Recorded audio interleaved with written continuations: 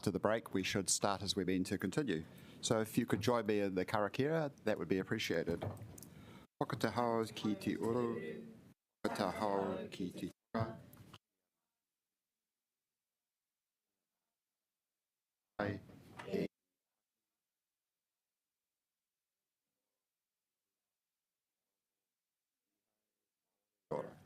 Thank you. And I think we've just got Councillor Free on. No, it's only Councillor Free at this point. And Councillor Padowitz. Next point, apologies. Do we have any apologies? No. Conflict of interest declarations. Do we have any of those? No. Confirmation of the minutes of the last meeting. Can I move that they are accepted? And do I have a seconder? Thank you, Councillor O'Neill. We vote on that.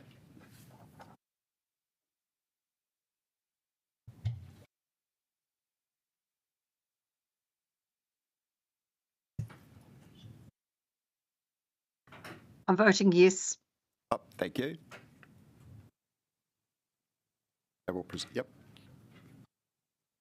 Thank you. There are no items which aren't on the agenda. So now we have public participation. And we have Steve Piper and Paul Robinson here for 10 minutes to talk to us on behalf of the Thorndon Quay Hutt Road Collective. So do you want to give us your 10 minutes worth? Thank you very much. And if you've got 10 minutes, so if you want to have any Q&A, leave some time at the end of your presentation. Just correction there. I'm speaking as a public member. Paul Robinson as an organisation. So I have 5 minutes. Paul has 10. No, because you had to pre-agree it, as I understand it. I did email that through. Well, I mean, I can do 5. Oh, no, doesn't matter. We've got time. So let's just we'll give you 5, and then we'll give Paul 10. That's okay. Okay. My public speaking is getting really good. This is the 3rd time I've been in front of councillors. I've been in Wellington for business. I've been in business in Wellington 20 years, under the radar, but built 8 childcare centres in Wellington. I've serviced thousands of parents to get back into work, and I've employed hundreds of people. Today, I'm here to support the petition, of course, with Thorndon Quay. Slow down works, determine the pipes underneath the main road. The business can't have any more disruption, in years to come with sewage pipes being removed and fixed. I'm also here to support small business. I feel that the business community at Thorndon Quay was not listened to. The economic impact currently is unbelievable.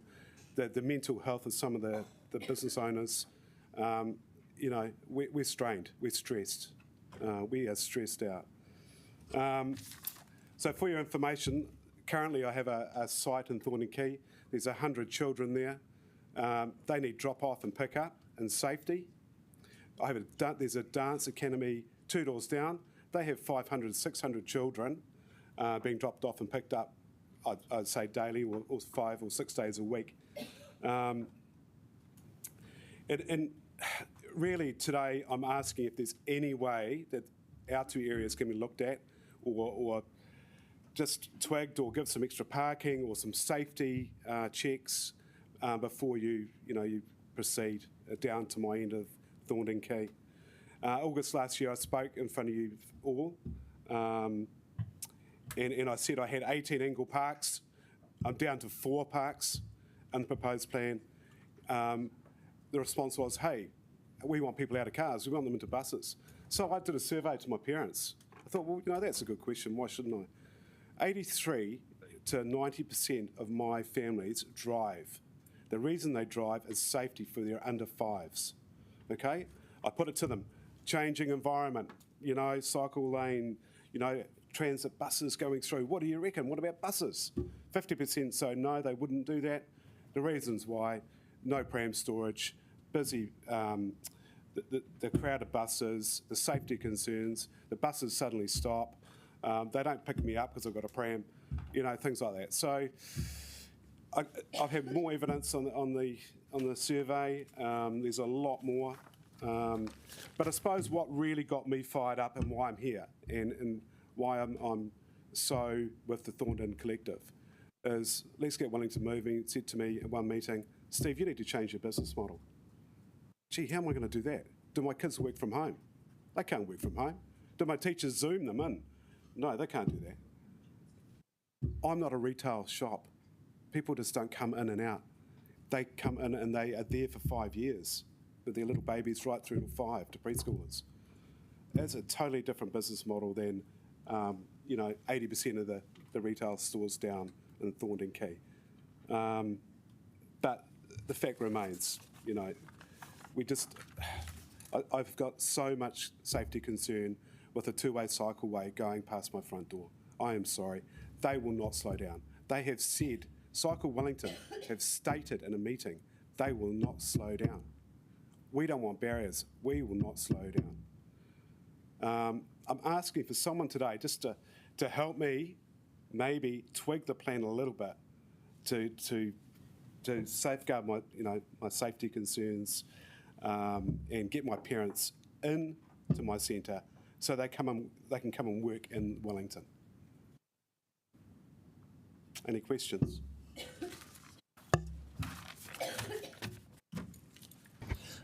My understanding is you've got one of these proposed of 6 raised platforms outside the childcare centre, and there will be signalised lights for the cyclists as well as the motorists. Yeah. Is that something that you're comfortable with, or do you think they're just going to ignore the red cycle lights? I just watched a cyclist go past Bedpost the other day on an electric bike.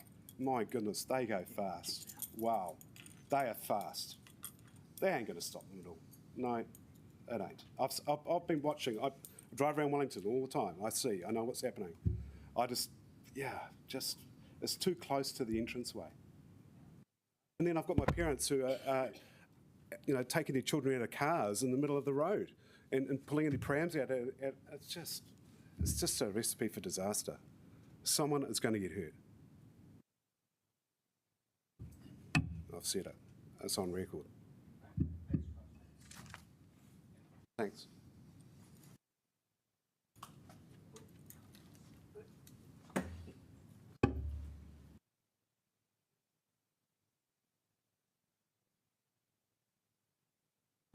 Don McDonald is next.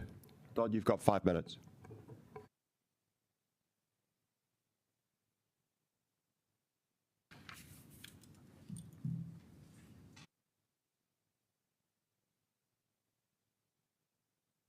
Good noon. My name's Donald McDonald from Newtown, and thanks for this opportunity, Chair, etc.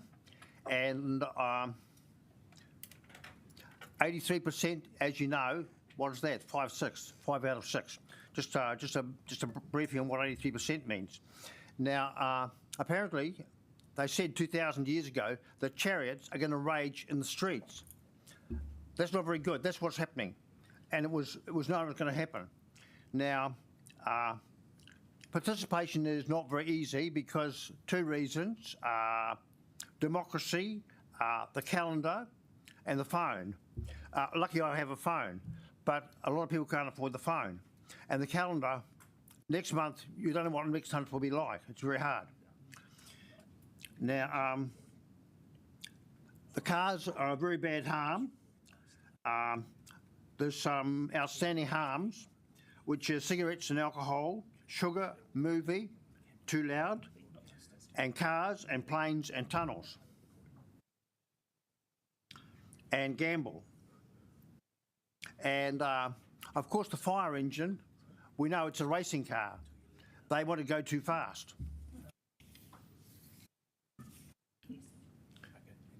Now, I've got some notes here.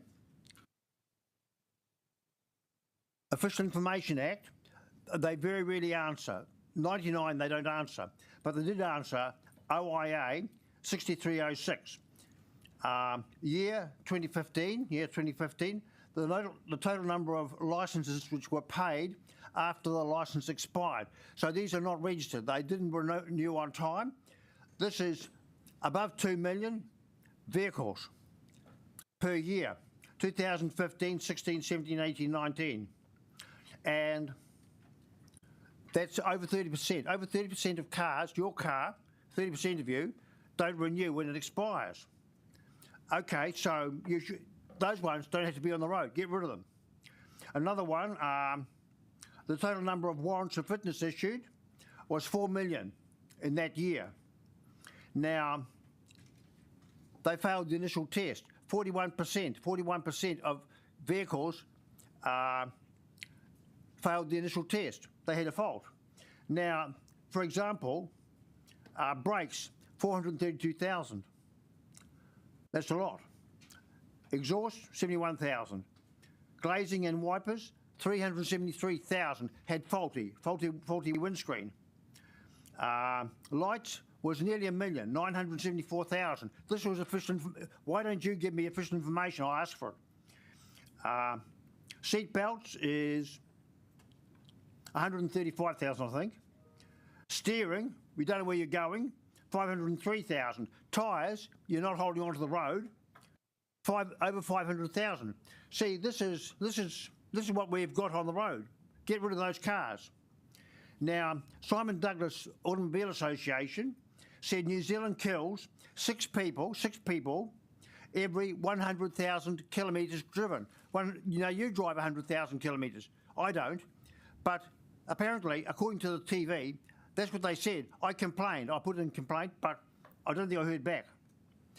Obviously, I don't think that would be true. I don't think that would be true because if you drive 100,000, have you killed six people? Well, probably some of you have.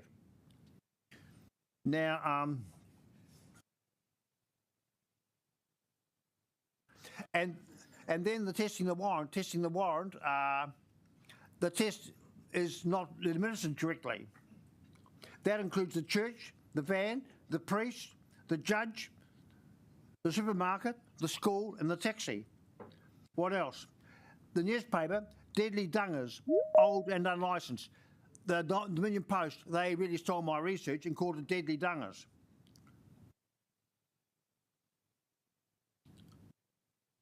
I want a warrant. I don't care if my car is not up to standard. We are all sinners and we need a saviour, Jesus. You know this. It's a corrupt government. The council's not very good, especially Southern, especially everyone. The only safe thing is confiscate the keys. Okay, I've done my time. Yes. Thank you very much, Don. Has anyone got any questions? It seems not. So thank you very much, Don. That's appreciated. And our next speaker is Simon Arkus from Business Central. And Simon, you have 10 minutes. Thank you. Kōrau. Good morning, everyone. I join Steve Piper and Paul Robinson today just to support the discussion and the petition around Thorn and Quay, and I won't say too much. I think Paul will have a very eloquent statement to make, but we do have a city that hasn't grown in size for some time. We have ambitious projects that are over the original cost estimates and those continue to grow, and there is a need to consider course correction on some of these big projects and their expenditure, particularly in relation to the way in which we are approaching pre-COVID figures about how the city is going to grow and pre-COVID sentiment about what needs to be done. I think the major point today, when you look at projects that are impacting business, is that there is no real understanding of the economic risk to the city if we kill off retailers and hospitality. And just one example would be that when retail and hospitality suffers, the arts sector suffers by definition, and that is one thing that we often don't make a connection with. But if you think about it, a lot of people in this city pursue their dreams in arts, and they support that by working in the hospitality and the retail industries. So there is an interconnection and an interdependence, and I think it's very important that we think about that, and we think about and therefore understand the risk when we decide to make decisions like Thornton Quay or other changes that we see around the city, Cuba Street and others, that there is an interconnection. And ultimately, what happens is, without retailers, without hospitality, you begin to kill off your ratepayer revenue. And 44% of ratepayer revenue, as you know, the base comes from business. It's very important, I think, for the council to always have this as a notion in their minds, and to be able to give an appropriate estimate of what the real risk and what the real revenue risk to the council itself will be when you enter these kind of projects. That's something that's concerned us for a long time.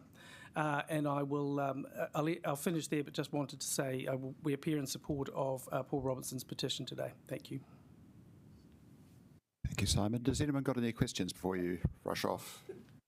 Ray, and then Iona.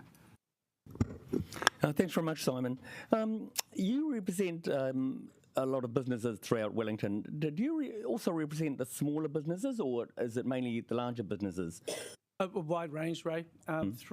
Within it's about 50% of my membership is Wellington based, because we're a regional organisation as well. But probably represent 1,800 businesses. Great, thank you. So what some of these smaller businesses, do you actually get feedback from them about what are the issues, what are the impediments in Wellington to actually doing business? So do they actually tell you what it is that the big problems are? Well, I think yeah, they do, Councillor Chung, and certainly when you think about things like footfall in the city, which is impacted by a range of things. Working from home, of course, was a huge impact on the city that external factors imposed with COVID. Now the works, particularly probably the pain points, Thornton Quay, Cuba Street a little bit less so, but particularly around Tinakau Civic Square. Is a major issue, and we are seeing a lot of pain from retailers there, particularly because there are works that just simply either drive people away from the area, or are just simply the footfall is gone, and therefore the revenue is falling. And of course, just to note that, if you think about that working from home idea, if you have to lease a cafe for a number of days and you only have 2 or 3 now that are profitable, your whole business model changes, but your lease doesn't, and that's a real challenge for people who are running these entities as well. Thank you. Ray, you've had two. Iona? Thanks, Simon, for coming in. The Chamber's been consistent in its views on transport for a number of years. Would you also see that the job of a city is to make sure its public transport system works really effectively? This project has been signalled for many, many years. I'm not sure what you mean by consistent. I think actually we've been misunderstood at times, and I've just written recently to the Chief Executive to say that it is not a binary for or against cycleways or anything like that. And unfortunately, I think the media has played a part in creating an oppositional stance, which has served them well and probably not served the city very well. Our position is it's integrated transport systems are what works, and that we believe that there will be enduring presence of all kinds of modes of transport in the city, and therefore we must equitably work with and support those modes. Thank you. Councillor Abdurrahman, but I just like to make one observation or question. I'd recommend, or I'd invite you to read the housing paper, which is the next thing on our agenda after this topic, because it focuses very significantly on the effect of the Tikaianga project on the effect on retail spend in Wellington. So I don't think it's fair to say that Wellington City Council is oblivious to retail spend. And in fact, that particular initiative its benefits are heavily based on retail spend in the city. But anyhow, Councillor Abdurrahman. Well, sorry, I can reply to that. I am very happy to take a closer look. I don't think I was saying there was an obliviousness. I was saying that if you can find a risk report other than the EY report relating to the Golden Mile, which was actually a qualitative and very light report, I would be very interested to see that. Kia ora, Simon. Thank you for sharing your views. My question is, you said that, which is rightfully, retail and hospitality suffers. When retail and hospitality suffers, the art also suffers. Could you please elaborate a little bit with example of Thornton Quay in specific, what you mean by that? Well, I think what Wellington has done and what has put Wellington on the map is its role as a creative capital, and it's a fantastic venue for that. It's small, highly agile, interconnected business community and arts community. And in fact, we recently held a dinner for 40 from the arts sector and from the business sector to get together with Minister Paul Goldsmith, and discuss what the issues are facing the city. And I guess if you have people that come here to work in a place like, or produce their works in a place like BATS, or a number of the other places that we have in the city for the arts to flourish, they often do that by working in hospitality or retail to support themselves while they're following that dream, or pushing that arts side of their life forward. And so it's about a city being an interconnected, a tissue really. And then you have people who, if you start closing off the hospitality and retail opportunities, you limit or begin limiting the opportunities for people to come here to do their work in their arts and follow their dreams. Thank you. Councillor McNulty. Thanks, Simon. Just to preface, I'm not for a second disputing that disruption doesn't have an detrimental impact on business. It's been well evidenced with the CRL up in Auckland. But I guess what I'm trying to take with your ability to have a bit more of a macro view is, I think at the moment the latest figures from the PSA was about 160 million of wages have been pulled out of the Wellington economy because you've had 2,000 job losses down the road. So I'm trying to preface, how much do you think that's driving some of the impacts that we're seeing in businesses on Wellington versus perhaps council-specific projects?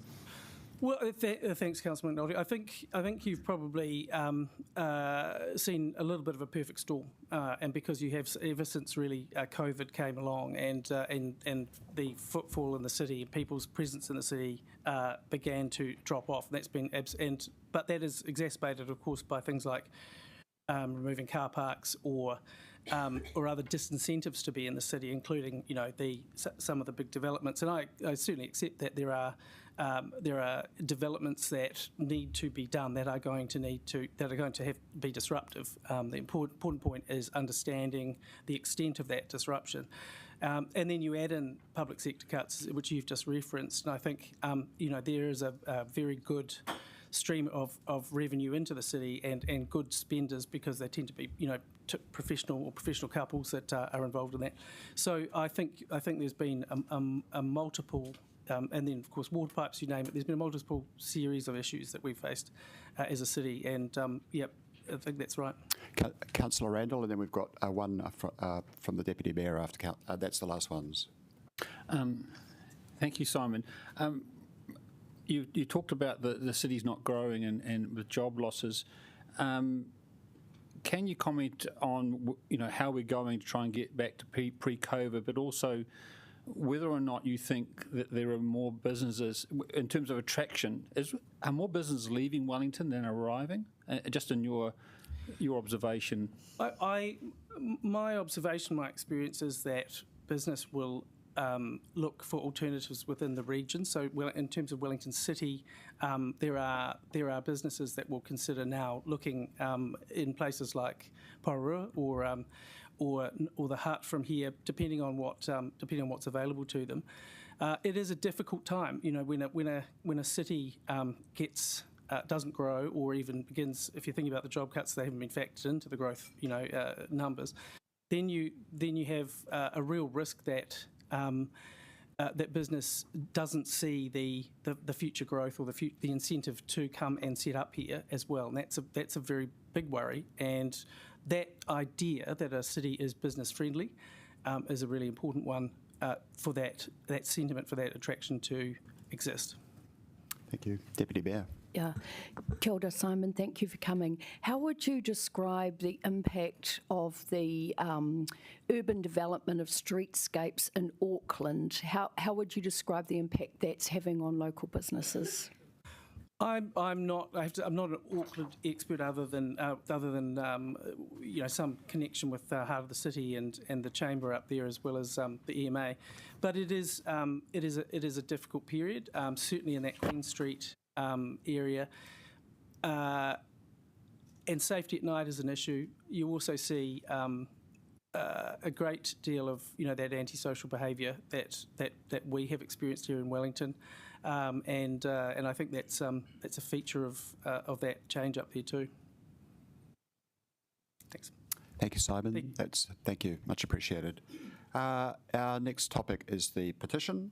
So I would like to welcome Paul Robinson to introduce the petition, and Paul, you will have 10 minutes to explain, although I guess we probably all know, but thank you very much. You've got 10 minutes.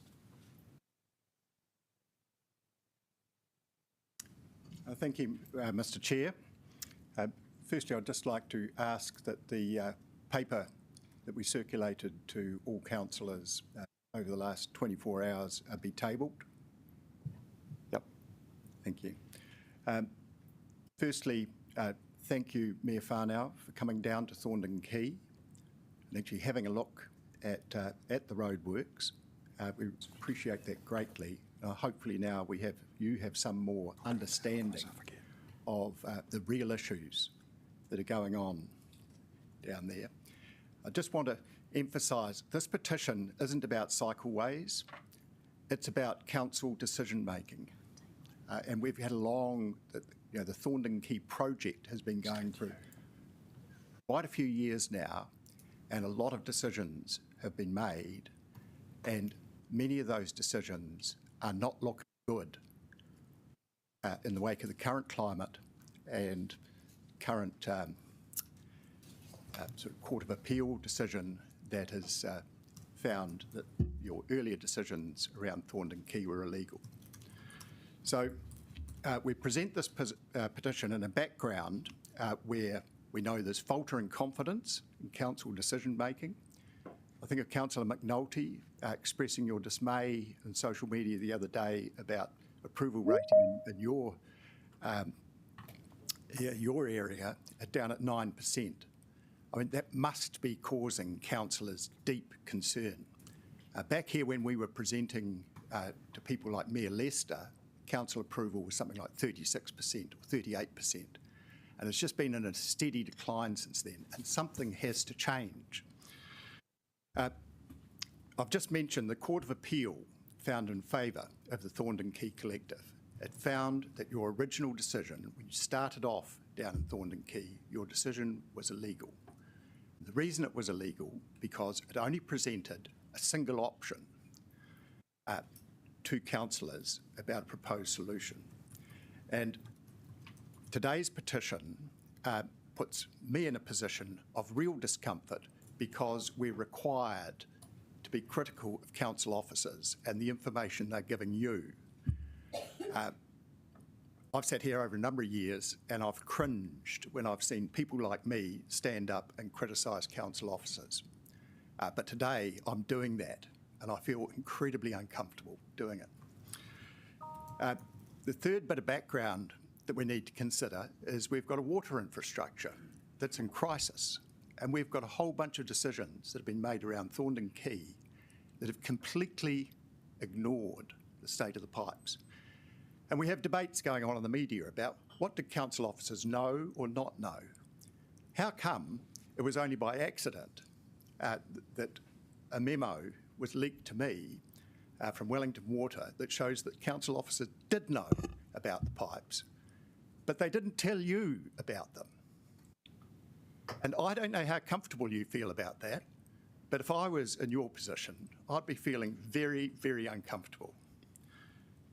And I guess the other thing is that when these errors happen, they don't just affect some businesses down in Thorndon Quay, they affect all of us.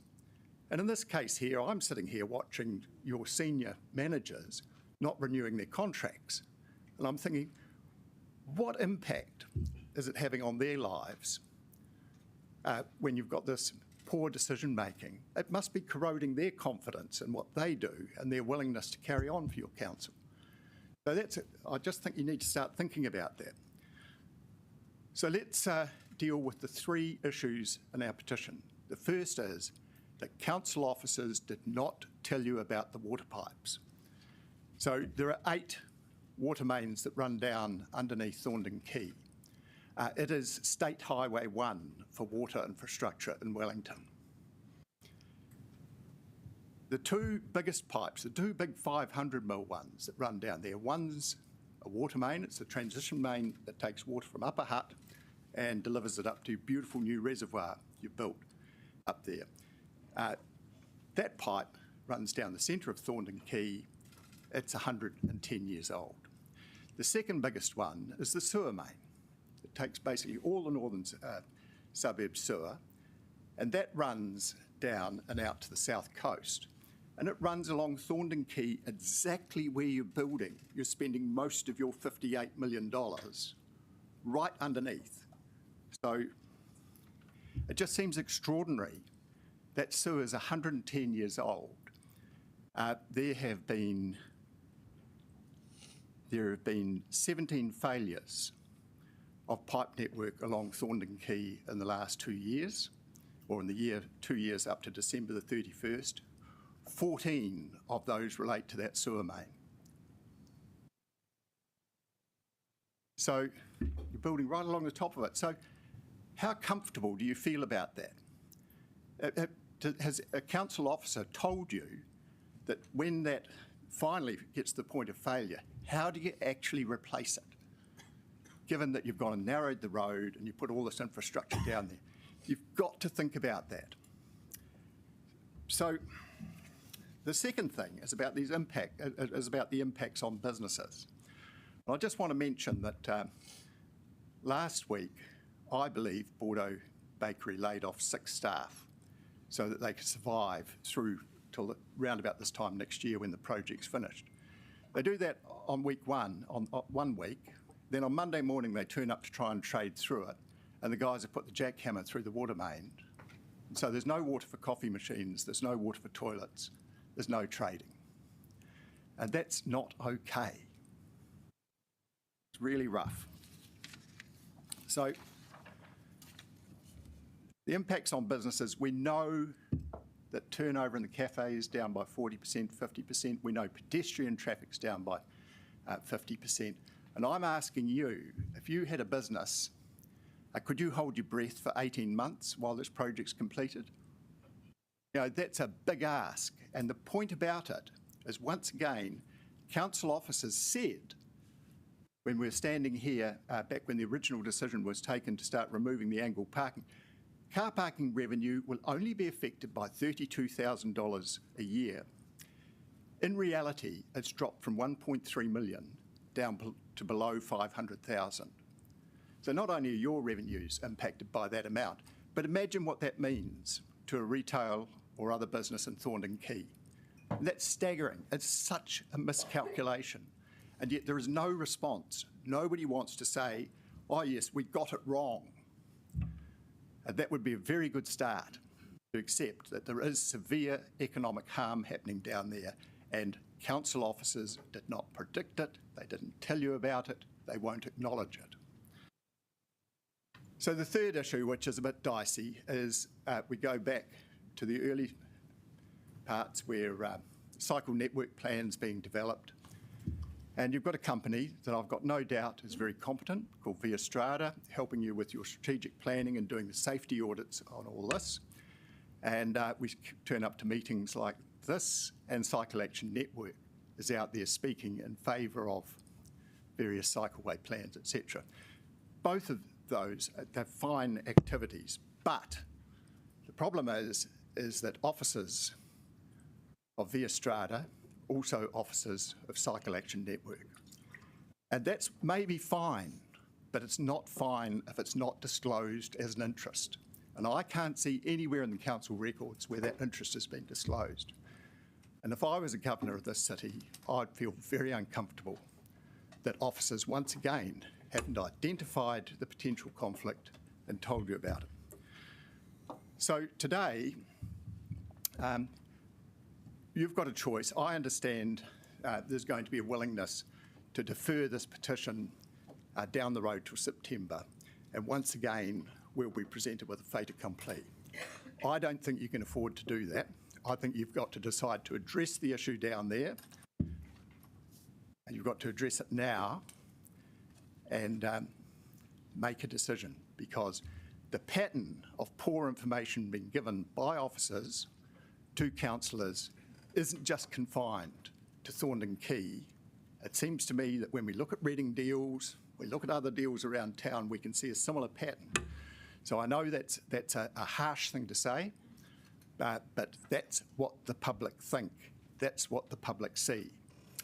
I'm happy to take questions. Councillor Chung. Thanks very much, Paul. Much appreciate you coming in. When you were having consultations with the council officers, do you think that they considered all these issues at that time, or do you think that they had a fixed idea of what they wanted actually in Thorndon Quay? So the issue of it, thank you, Councillor Chung. Let's look at the issue of impacts on businesses. So when the business plans have been presented to you, they have excluded deliberately any impacts to business. And the reason for that is that NZTA business case analysis system says that you cannot consider impacts on business as a business case factor because somehow that's regarded as a transfer. And that's an extraordinary statement. I mean, it's like you go to the hospital, your heart stops beating, you've got no pulse, and the doctor says, you're not dead, we're just transferring you to the mortuary. Thank you. Councillor McNulty, I think that might be the last question because we've run out of time, sorry. Yeah, so Paul, put this to you and then I'll also put the same question to officers. So the Wellington Water Memo from 21st of September 22 with the must, should and could list, what's your understanding of how that then made its way into council? Well, we were at a meeting with council officers where an officer, Greg Mewison, put his hand up and said, yes, that memo was sent to me. That was subsequently denied in the media by Ms. Proctor. So it was sent and it was received. And what was going on at the time was there was an election happening, sort of identical, the mirror memo that was sent for Golden Mile. Golden Mile got paused, the memo got considered, the pipes got actioned. Thorndon Quay was, the contract with Downers was pushed through on that to get ahead of the election, and the memo was buried. Thank you, Paul. Now I would like to invite Brad Singh to present the officer's report.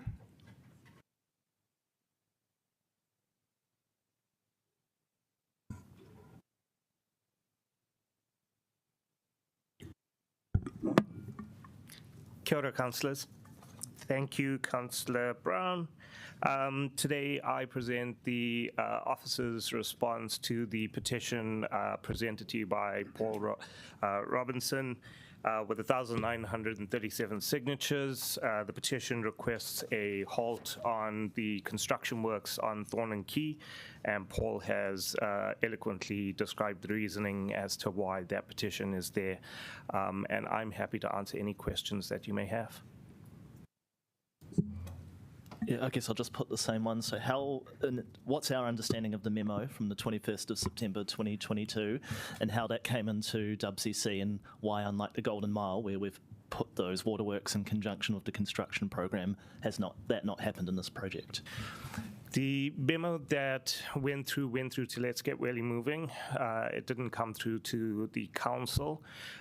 The officer that Mr. Robinson has mentioned by name is actually a consultant that was working for Let's Get Really Moving on the design of this project. He's not a council officer. And when the memo came through to Let's Get Really Moving, it was very much a draft memo that requested that further work be done. Wellington Water never came back to Let's Get Really Moving to indicate that any further investment was needed on the water infrastructure down Thorndon Quay.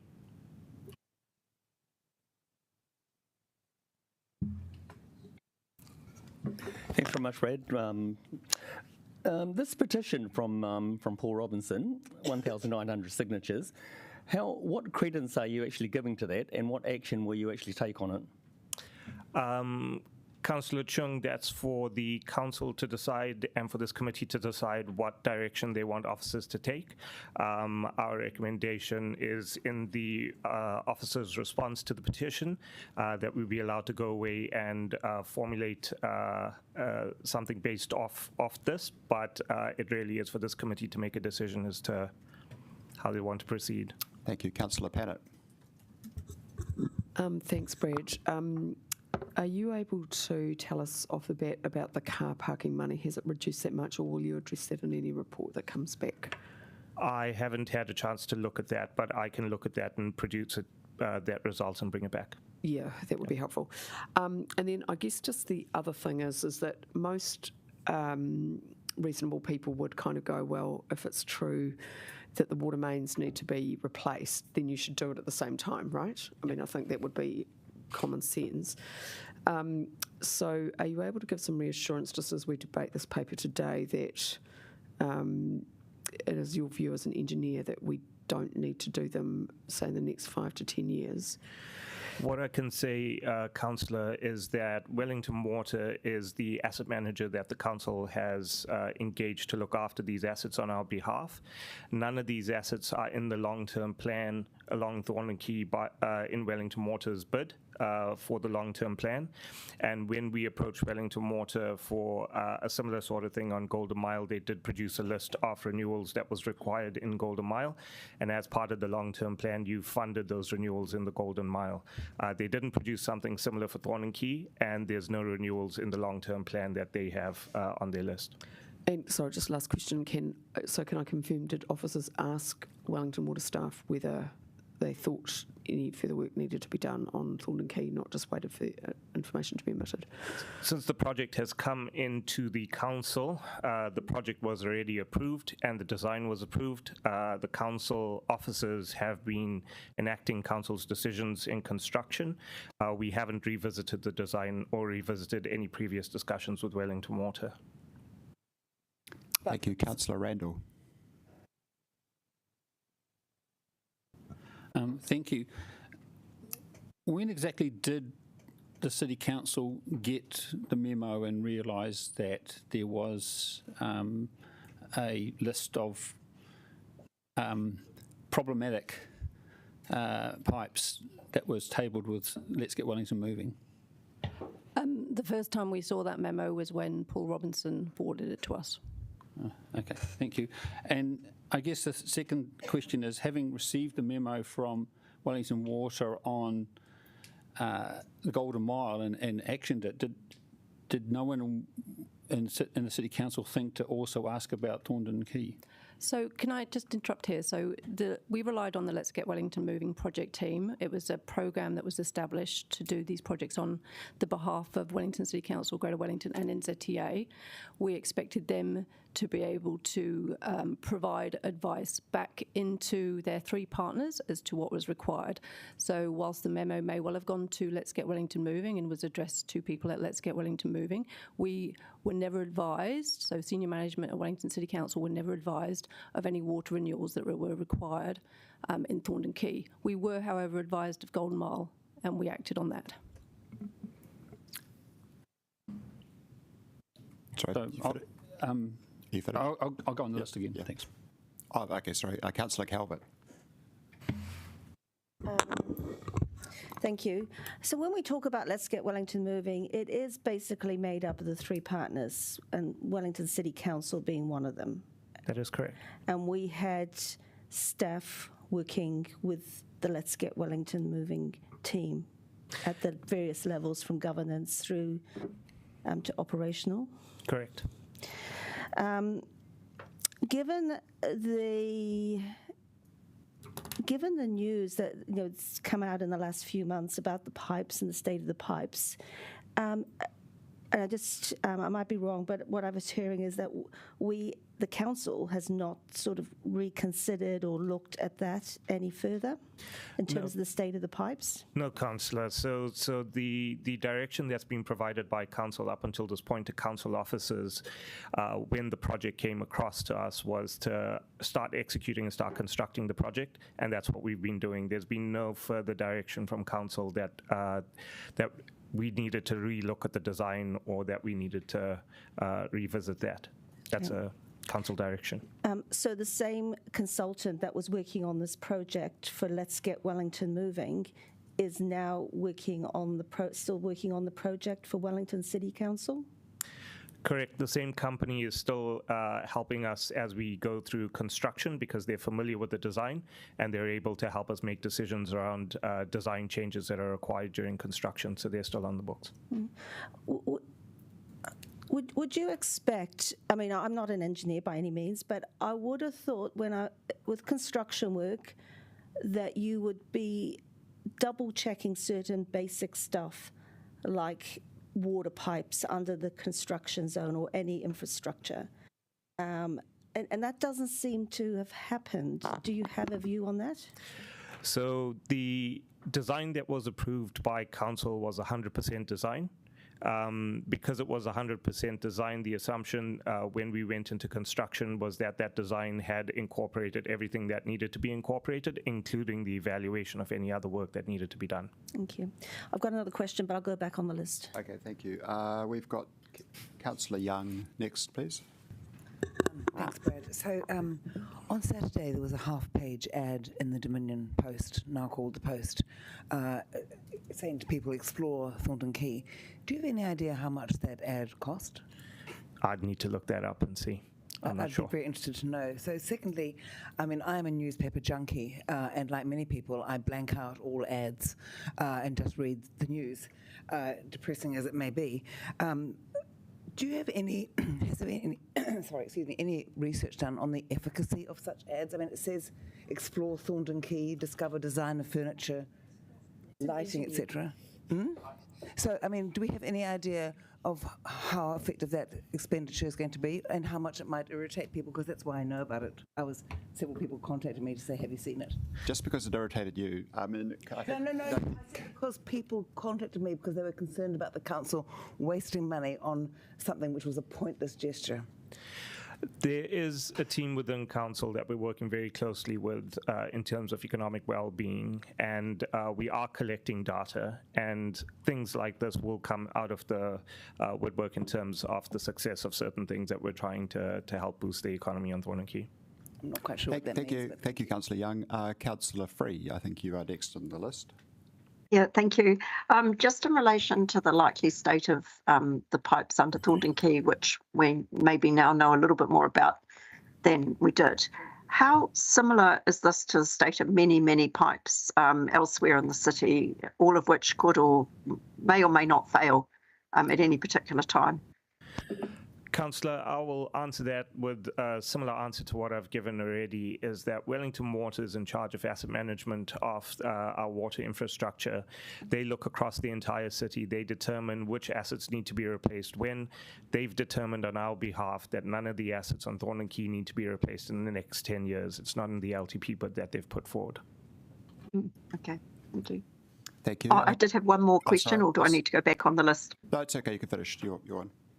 The other question was, what is the state, if you can succinctly summarise, what is the state of the construction down there at the minute? What point have we got to in this project?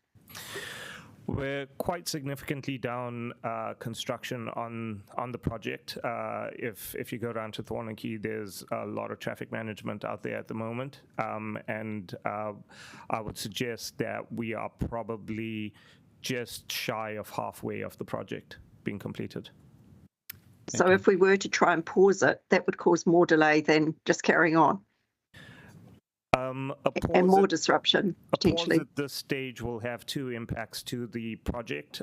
There will be a cost component that we would need to factor in, so it would increase the cost of the project, and it would also increase the timeframes with which to deliver the project. So more disruption. Some of the traffic management that is currently there, quite a large bit of the traffic management that is currently there is there for safety and wouldn't necessarily be able to be removed in order if we were to stop the project now, or stop construction now. Okay, thank you. Pauiwi Kelly. Thank you, Mr. Chair. I'm just looking for some clarity here. My understanding is that, and first of all, thank you for the clarity about what's in the petition where officers were given information that they didn't pass on to us. That's not correct. That's right. The memo was an actual consultant for Let's Get Wellington moving. So thank you for clarifying that, because that did concern me. So it's good to know that our officers do give us the information that is required. What I'm looking for clarity about is what we were also told when we were asking questions, is that there is no pipe work required or has been identified for Thorndon Quay. That is correct. Next 10 years, at least. That is what Wellington Water have indicated through their long-term plan, but they haven't planned any work on Thorndon Quay for the next 10 years. So why do I keep hearing it's popping up that we now know the state of the pipes? Is that just an assumption that's been made because these pipes, what we've been told, are 100 years old, and so there's an assumption that there's something wrong, and the business people are saying, well, we don't want this being uplifted again and causing more. Is this where all this... that's what I believe. I'm just asking for the clarity from the officer's point of view. Slightly out of my comfort zone to answer that clearly in this forum, but I will say this, that across the city we do have lots of pipes that are in need of repair. There are leaks that spring up across the city on multiple pipes, and a lot of the water infrastructure is old. There are pipes that are 150 years old in the city. In my previous life, I've done a lot of asset management, and age is not always a proxy for condition. Thank you, Deputy Mayor Foon. Yes, I can verify that.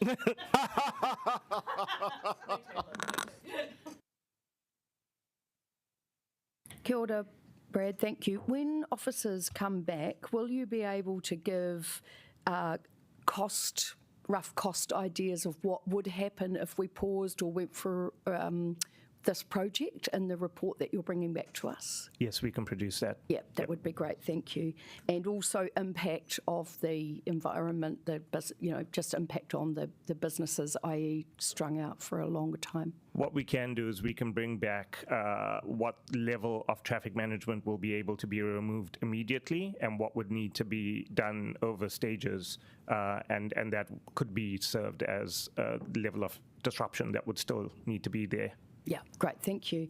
And the other one is, can you just give an outline, I did ask this in the Q&A, but just want to understand the communications channels we've got with businesses, the reporting, the connection, like how is all of that going?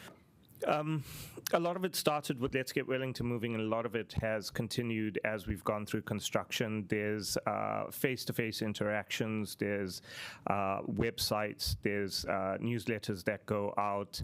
Our contractor on site is quite responsive and is always there when something happens. On the day of the water strike that Paul mentioned last week, the contractors were basically there with our council officers almost immediately, delivering water, getting water tankers out there, dropping off bottles, and basically trying to resolve the situation. The entire outage lasted from around 10-ish to about 1 o'clock.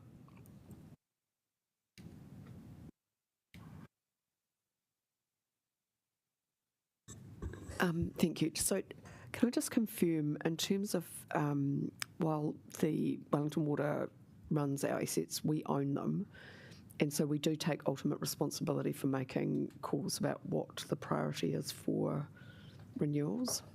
We do that based off the advice that Wellington Water provide us. So they'll do the analysis, they'll bring us advice in terms of these are the things that you need to invest money in, and that's where around this table decisions are made from a long-term plan perspective based off the Wellington Water advice. But there is critical challenge from staff here? Yes, there is. Yeah. Now, just the other thing is, look, I mean, obviously we're trying to get some transport benefits from this project, but can you just assure me that obviously buses and cycles still have to obey the road rules and slow down where there's a pedestrian crossing so that kids can get across the road or get out of Thornton Keys safely. All vehicles travelling on the carriageway, whether it be a e-scooter, a cyclist, a bus, or a private vehicle, will need to follow the road rules, and that's inclusive of speed limits, traffic signals, etc. Councillor Randall.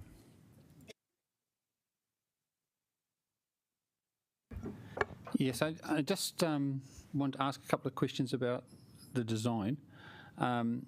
So first of all, there was a comment earlier from Councillor McNulty that the signalised crossings will apply to the cycle lane. But just looking on the traffic resolution design, it shows a zebra crossing on the cycle lane and a signalised crossing for the roadway. So can you confirm, will cyclists face red lights when pedestrians are asked to cross? I'll need to double check that, but I believe that they will. I've asked my engineer to have a look at that, and he's going to come back to me, but I believe that they will. But I'll need to confirm that and come back to you. Okay, so I guess you need to also confirm that there won't be a zebra crossing across that cycleway like is in the traffic resolution. It will be a zebra crossing across the cycleway. So the zebra crossing is on the raised pedestrian platform. So the raised portion of the platform covers across the cycleway as well as the zebra crossing. So it's a raised zebra crossing. So I'm just trying to be clear. Why is there a zebra crossing when there's lights? It's a pedestrian crossing, and it's a signalised pedestrian crossing. So with stripes on it. Yes. Because the road rules, as you said, that they have to obey the road rules. The road rules say if it's a zebra crossing and a pedestrian approaches it, the cyclist has to stop, irrespective of any lights. Correct. Okay. The second question is, I don't see anywhere on the plans for bus shelters. Are there any bus shelters being installed at these crossings? I believe that there are bus shelters being installed on Thornton Key. Yeah. Okay. Thank you. Councillor Rogers.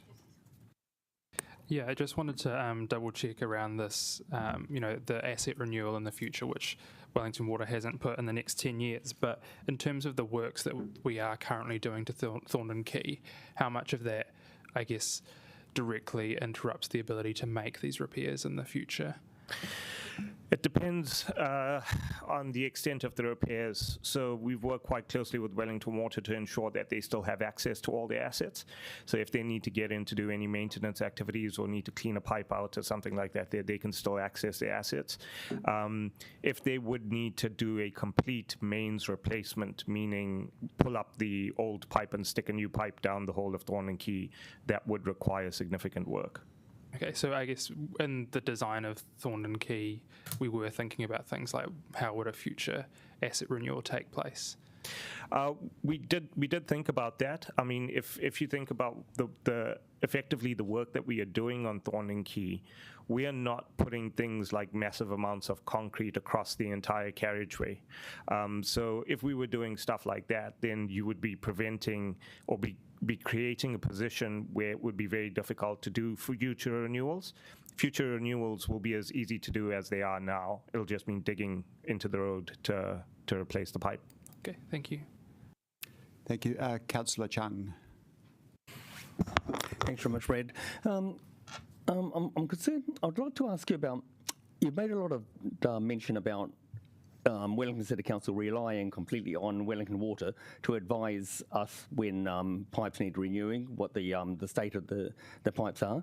But was there any concern, and keeping in mind that the consultant who was actually advised about this, and Let's Get Wellington Moving, was actually still consultant for Wellington City Council. So was there any discussion on this after that the City Council should be concerned, we should actually look at those pipes, even though Wellington Water didn't actually tell us to look at them? Like, did we take it on our own initiative to say, is there something wrong here? Should we actually be looking at this? Councillor Chung, so the consultant, I just want to be clear about the consultant's role when he worked for Let's Get Wellington Moving and the role that he's serving now working for us, is he is a designer, he's not a decision maker. So even when he was working for Let's Get Wellington Moving, he was a designer. There would have been a person at Let's Get Wellington Moving who was the decision maker. He wasn't that person. In terms of us questioning Wellington Water, I suppose the opposite answer to that, or the convict to that, is that Wellington Water did provide reasoning why water infrastructure on Golden Mile needed to be replaced. The fact that they didn't provide any reasoning for water infrastructure to be replaced on Thorndon Quay didn't lead us to question as to why they were making that decision. If they had then put those same water assets up for renewal through the long-term plan, we would have had a reason to question why they would say that. The fact that they gave us water assets to replace on Golden Mile and not on Thorndon Quay, and they've not asked for any funding for Thorndon Quay in the next 10 years, didn't lead us to question their decision-making or their advice. Can I also add to that, Councillor Chung? This project was in construction when it came into Wellington City Council to be delivered by us. So the decisions had been made, the design had been approved, and Let's Get Wellington Moving had started that construction. In the paper that we bring back to you responding to the petition, this will go into quite a bit of detail about what the costs of stopping the project would be to go back and redesign and factor in any water renewals if we thought that was the way that we should go, which we don't.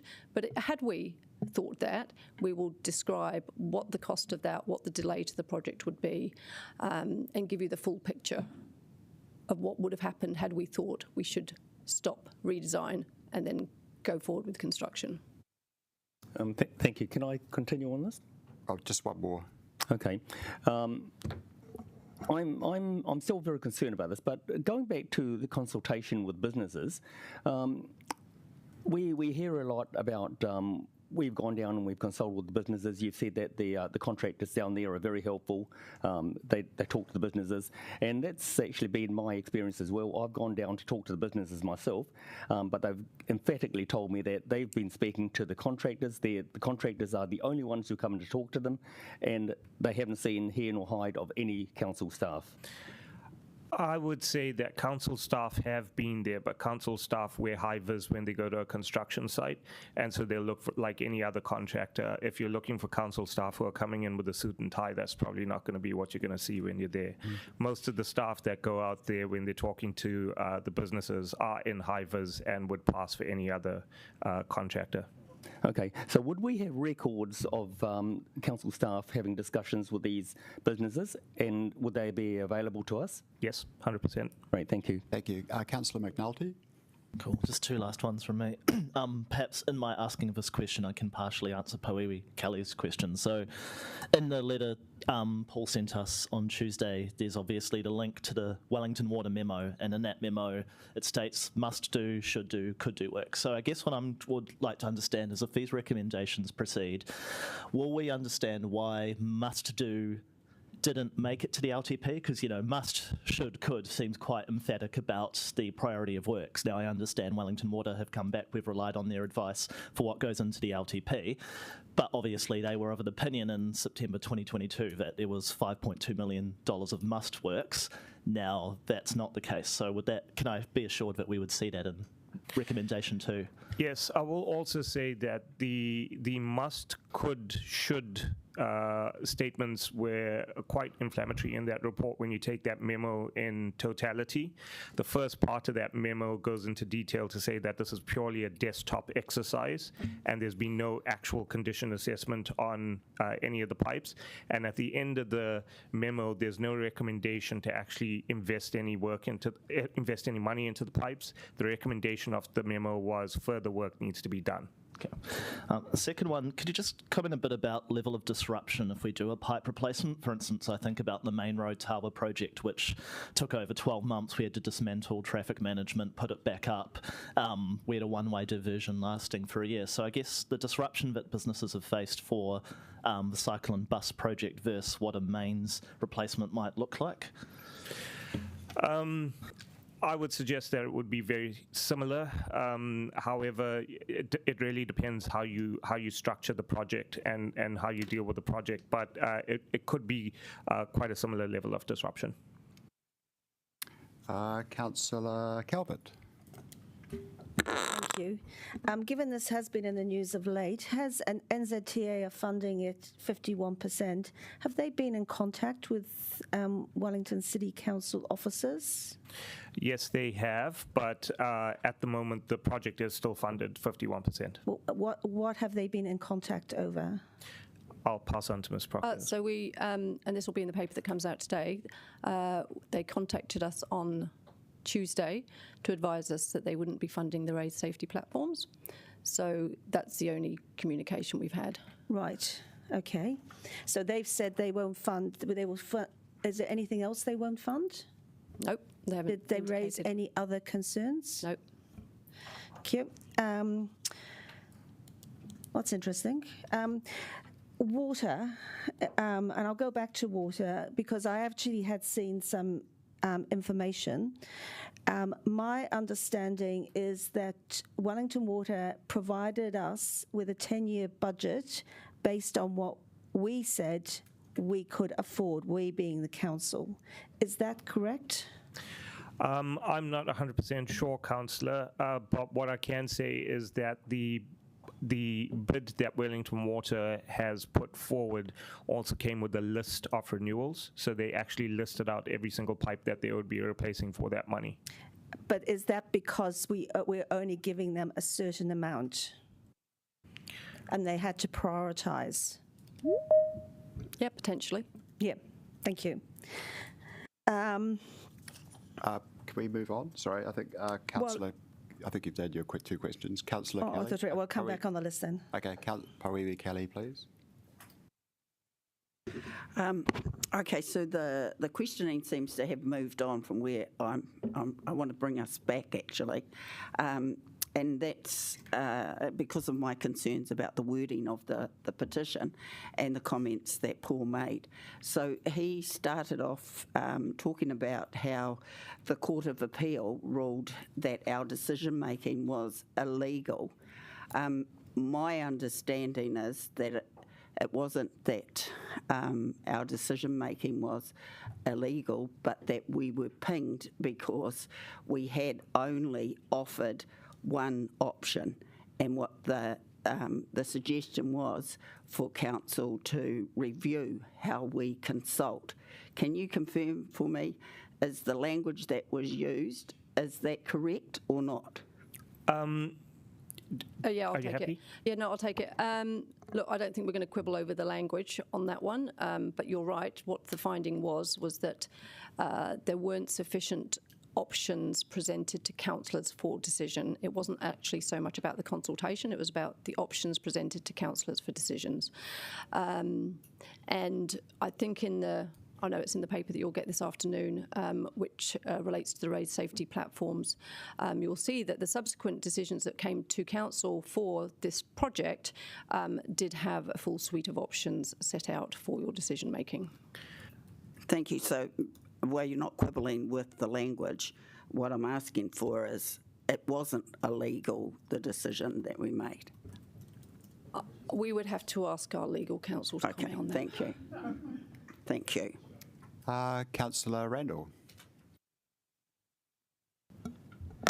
Thank you. Yes, interesting segue because I wanted to ask about the raised crossings. First of all, the question is around the funding. NZT has decided not to fund them. Did they explain why they decided not to fund these raised elements? So in the GPS for land transport, pedestrian raised platforms are specifically called out, and NZTA has been directed to not fund any raised safety platforms for any of its projects or any local road projects from here on in. Okay, so does this affect other council projects? Potentially, yes. yeah. Yes, okay. So the second thing is, and just to confirm information that you already outlined, the issue of the raised platforms, they're really not part of the overall traffic resolution process of the overall design. The decision around them, that can be made I don't want to say informally, but it can be made without going through a whole full public consultation process. Is that correct? Correct. NZTA has what they refer to as a traffic control device manual, and the raised platform portion of a pedestrian crossing is not a traffic control device in that manual. Doesn't require formal traffic resolution. But once you pair a raised platform with something like a pedestrian crossing, the pedestrian crossing is a traffic control device, and that requires a traffic resolution. Okay, and I guess just a question of process, because you've mentioned there's some report coming around this element. Can you just explain briefly, in terms of the issue of the raised elements, I'll call it, or the raised raised part of the pedestrian crossings? Can you outline the officer's view of what the steps are going to be about dealing with that issue in contrast with the overall substance of the petition that we're talking about? Yeah, at the moment, the paper that you'll be receiving today will talk specifically to the raised platforms and the question around the raised platforms. The platforms itself aren't scheduled to be fully constructed until November. And so whilst we're doing other works around signals and ducting at the moment, if there is a decision from this petition to halt the construction works, effectively we do have time for the raised platforms. There's no indication that the raised platforms are imminent over the next few weeks. Thank you. Councillor Chung. Thank you, Brad. Regarding the NZTA mail last Tuesday to say that they're not actually going to fund the 51% of the raised platforms, does that apply specifically to raised platforms where there are pedestrian crossings, or does that also apply to speed humps?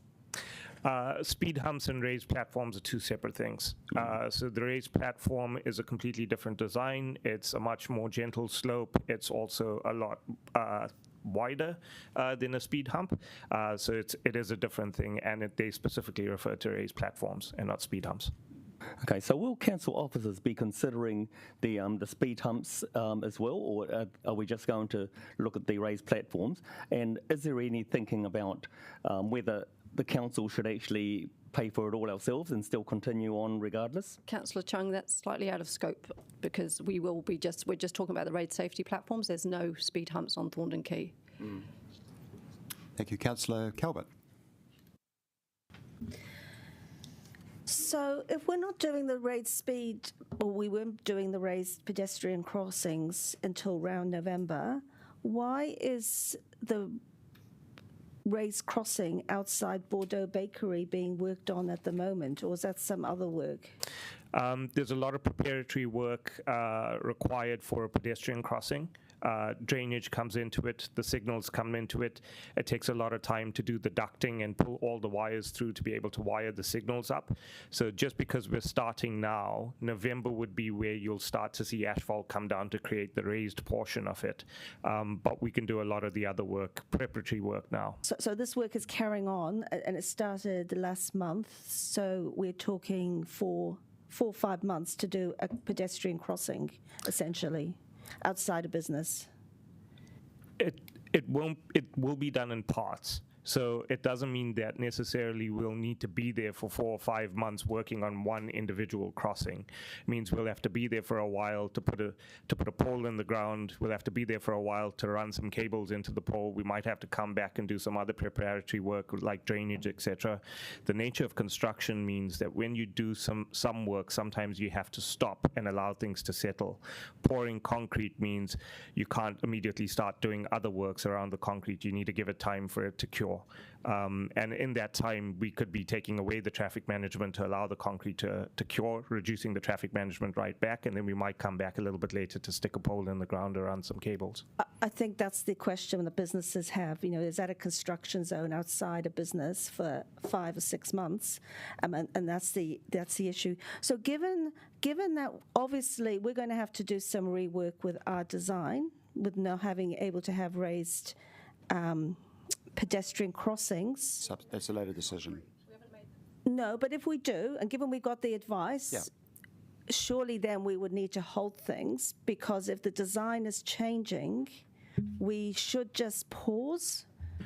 Should the council decide to change the design for raised pedestrian platforms, all it would mean would be that we wouldn't be coming back in November to start putting asphalt over the top of the road like we plan to.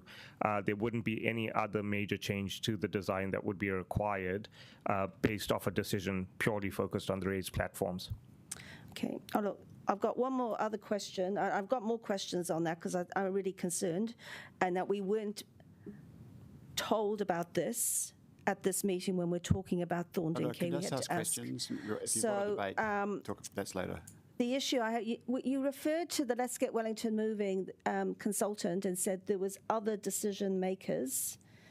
Are those other decision makers the liaison person that we had in with Let's Get Wellington Moving, or the people that we had on the program board that involved the chief executives of all three organisations, Wellington City Council, Greater Wellington Regional Council, NZTA? Are those the decision makers that we're referring to?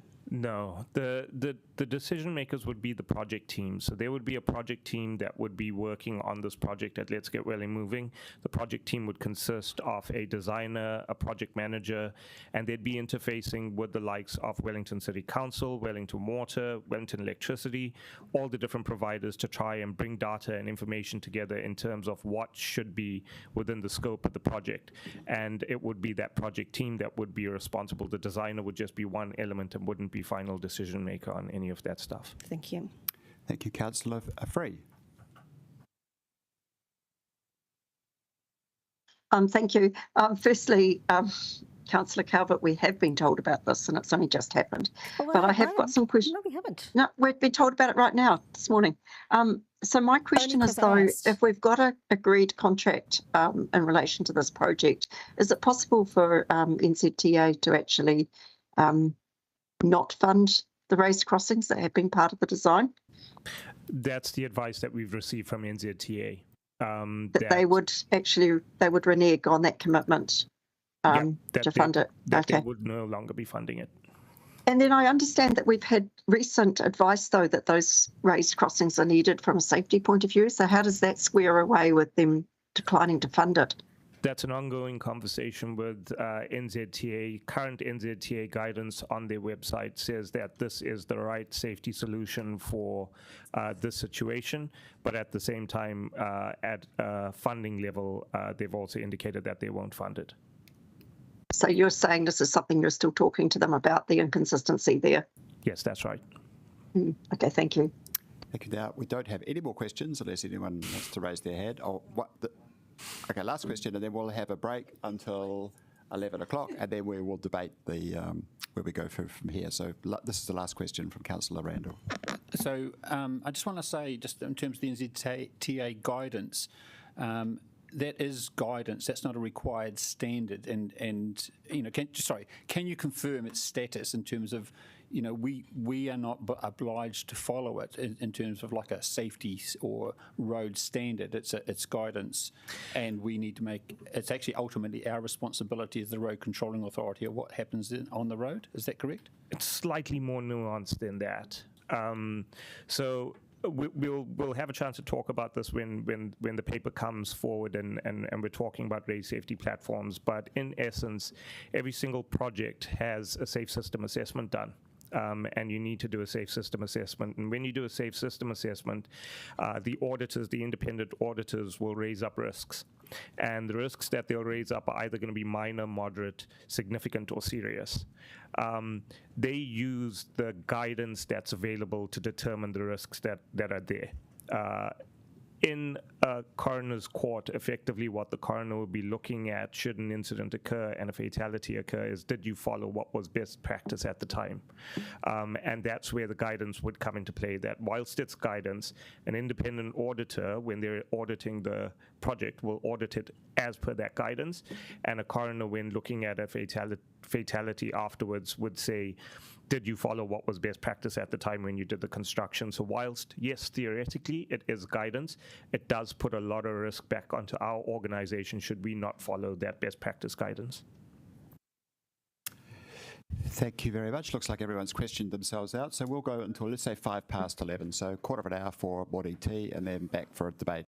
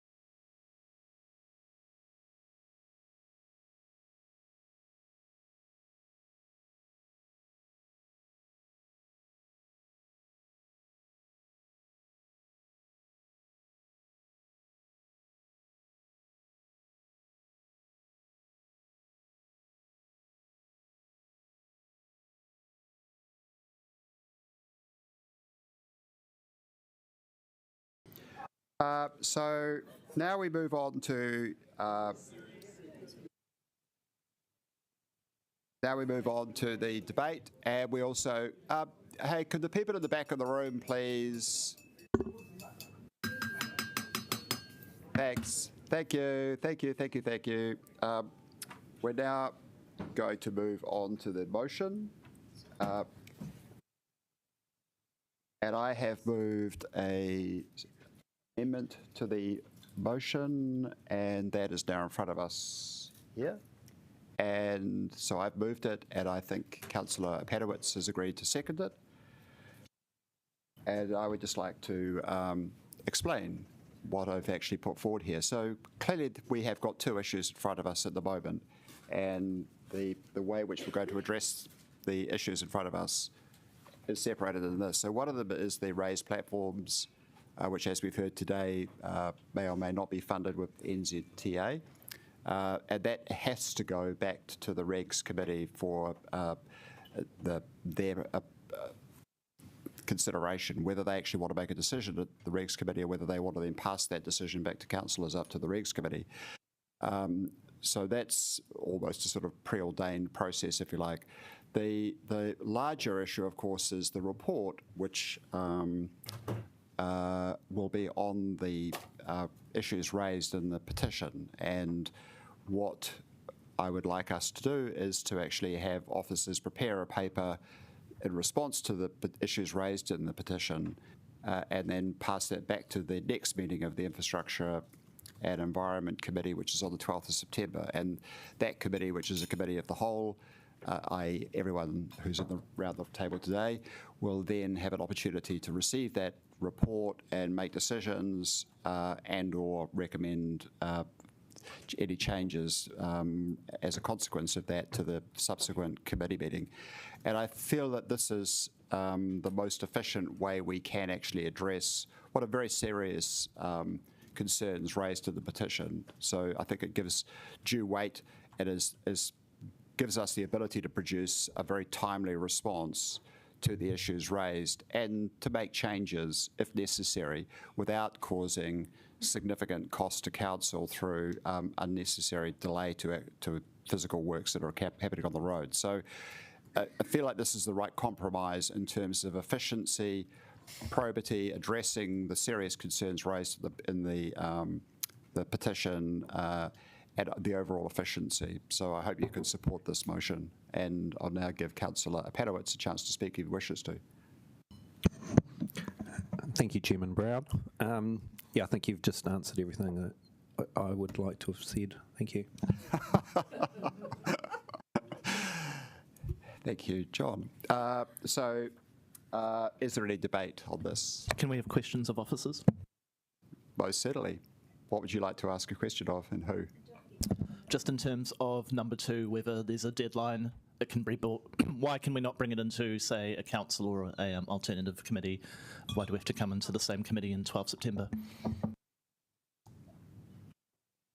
Is that a question for Dem Services? The earliest we could do this would be the beginning of September, so it could come to council, but as I understood it, there was a desire to bring it to a committee of the whole rather than council. But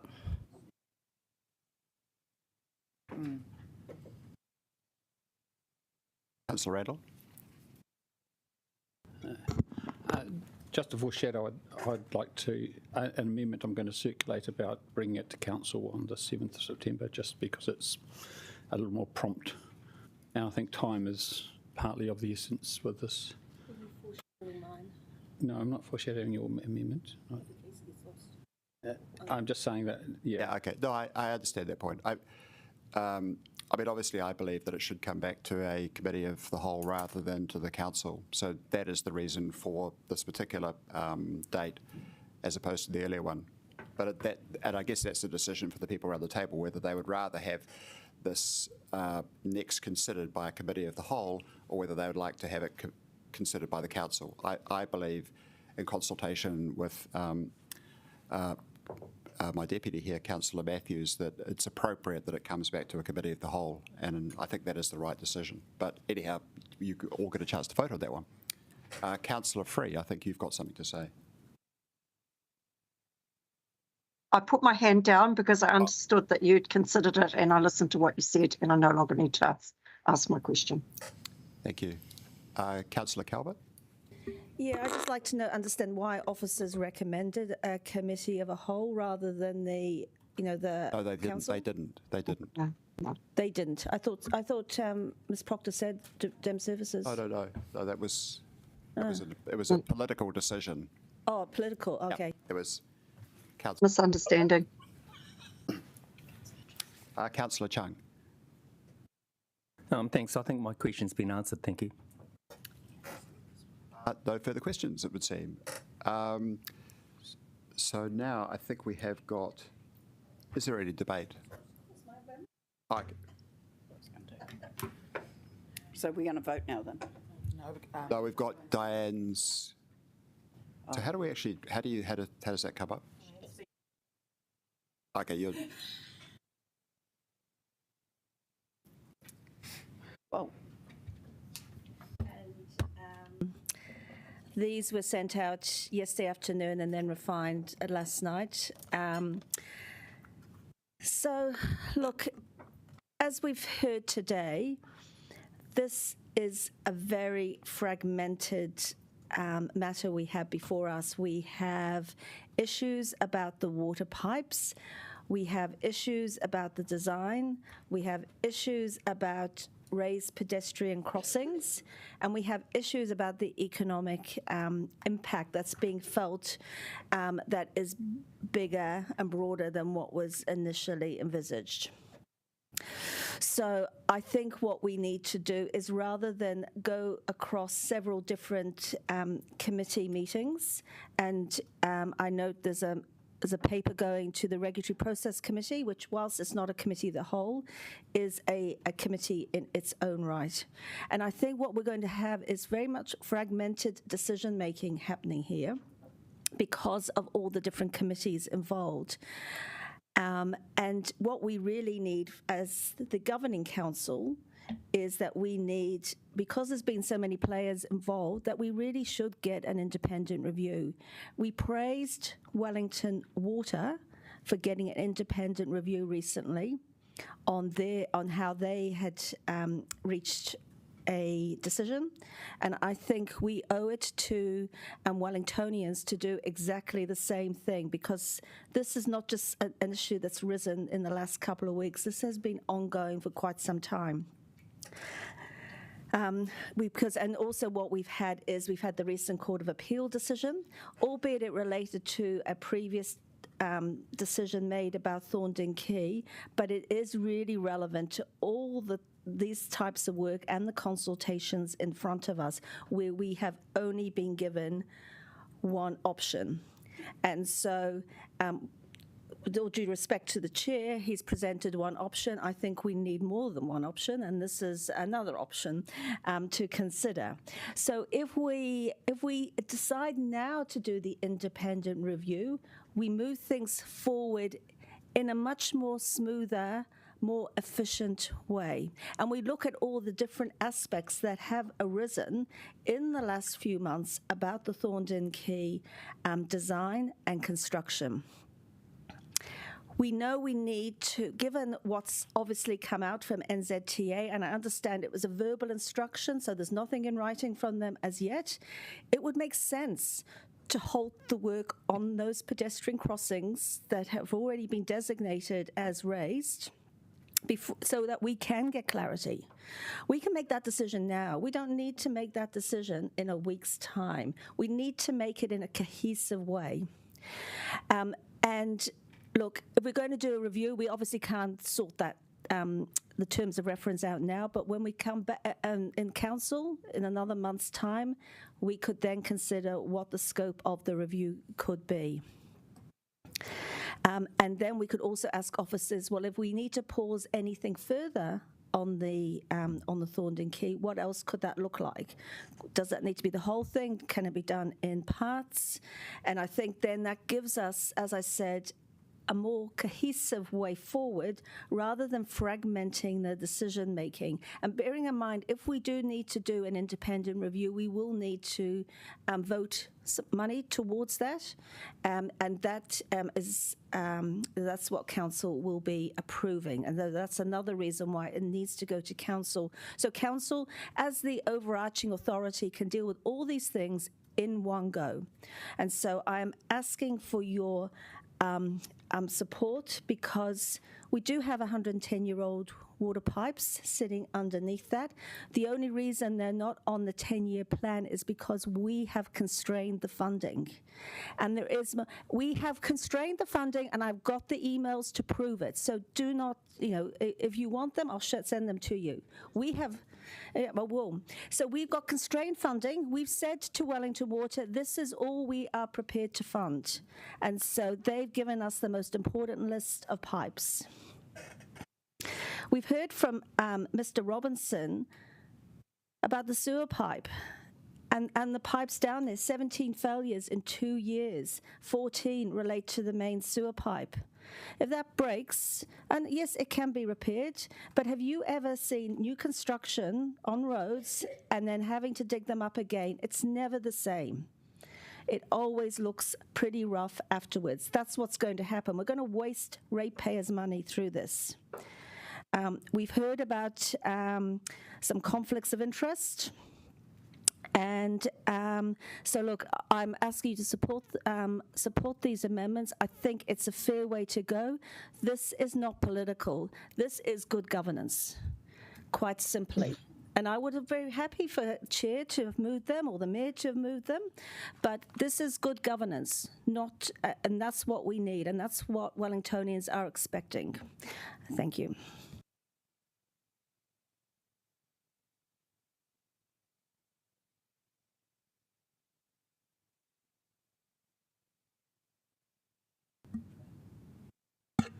If anybody's got questions of officers, I think you do that now that I've moved it. Yeah, but she doesn't have to talk now, but she can second it, yeah. But she wants to. Okay. Councillor Free has raised her hand. I've asked her, and she says she definitely wants to. Yeah. So, look, I'm going to speak very briefly.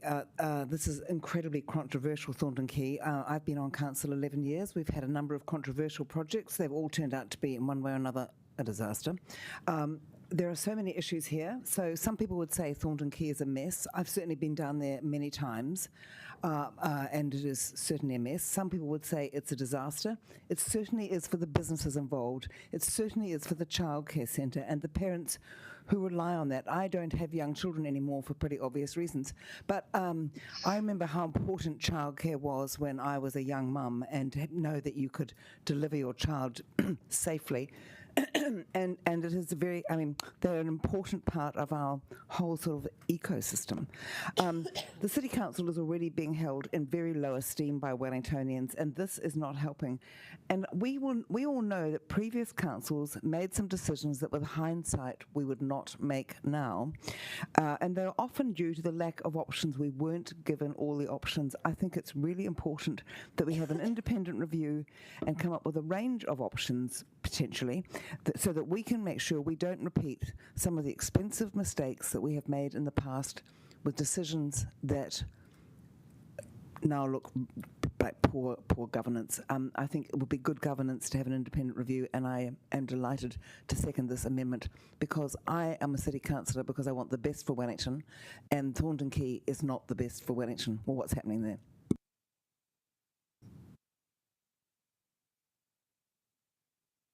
Yes. Yes. Sorry, we've got Sarah first. We'll go for Sarah first, then we'll go for Deputy Mayor. Okay, thank you, everybody. While I'm prepared to consider whether we should make some adjustments to the raised crossings, and I think that there's a variety of things to consider there. And by the way, I will be personally recommending that the Regs Committee doesn't make that decision, but that we do defer it to council, or recommend it to go to council on the 5th. And we have to send it to council because it's our parent committee. Sorry. I'm not going to support anything that would delay this project. I really support this project. I think it's an important project, and the disruption is unfortunate, but delaying it will just mean that goes on for longer. Excuse me. So I can't see the benefit of Councillor Calvert and Councillor Young's amendments at all, and I'm not going to be supporting any of them. Sorry, Councillor Free, this is question time rather than... Oh, okay. debate I thought time. we'd finished with question time. Sorry. No, we didn't. We haven't quite jumped that stage, unfortunately. Anyway, come back to me because I need to get a drink of water. Okay, right. We all need a drink too, actually, but probably not something stronger than water. But Councillor Foon, sorry, Deputy Mayor Foon. Great. Yeah, so to clarify questions for officers, can we just get an overview of what the impact of halting for a review will look like in terms of timing on the project and in terms of impact of stagnation on businesses or just on that project? So in the Q&A, contractually, if we suspend the project, we are exposed to $9,000 a day for that. But if it's an extended period, and we'll come back to you with the details of this in the report that comes back, there may be other contractual obligations that we need to meet, and the contractor may be entitled to further payment if it goes on for more than a matter of weeks. Councillor McNulty. Yeah, just following on the cost of an independent review, do we have an idea of what that might look like? That was also in the Q&A, so I just took off, I was assuming just a standard project review. This might be slightly different, but a gateway review typically costs $75,000 and typically takes about 8 weeks from start to finish. Councillor Chung. Thanks. I was going to ask about the costs. I'm very concerned about, and of course I object to spending more money on things that we don't need to, but I am concerned about an earlier speaker talking about a conflict of interest between the consultants that we actually use. And so yes, a conflict of interest. So therefore, do we actually have a choice in, or are there many options in choosing different consultants? To conduct a review? Yes. Yeah, we'll provide some choices in the paper.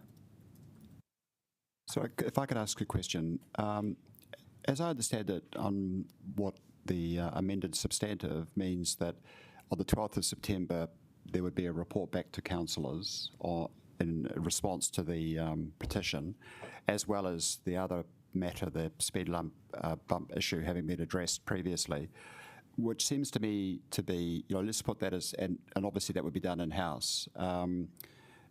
What sort of, so let's say we've got 12th of September as being the date that we would be now considering the report under that amendment. What sort of date do you expect us to be actually getting the report that Councillor Calvert's process would actually involve? Councillor Calvert's process or just the review? So when would we actually be seeing something under this process? I can't answer that. I don't know. So I don't know, but I can talk about what it would be under the substantive amendment. So the paper would come back. You would have some options associated with it. You'd have the evidence required for you to make a decision on whether you wanted to undertake an independent review. We would have some proposed consultants that we could use. Should the council decide to go ahead with an independent review and pause the project, then we would undertake to procure those consultants as quickly as possible. And as I said, a typical gateway review takes 8 weeks. We might be able to get it sooner. It might take longer, we don't know. We need to scope it out, and actually we probably need to provide some options on the scope of what that review would be as well for your consideration.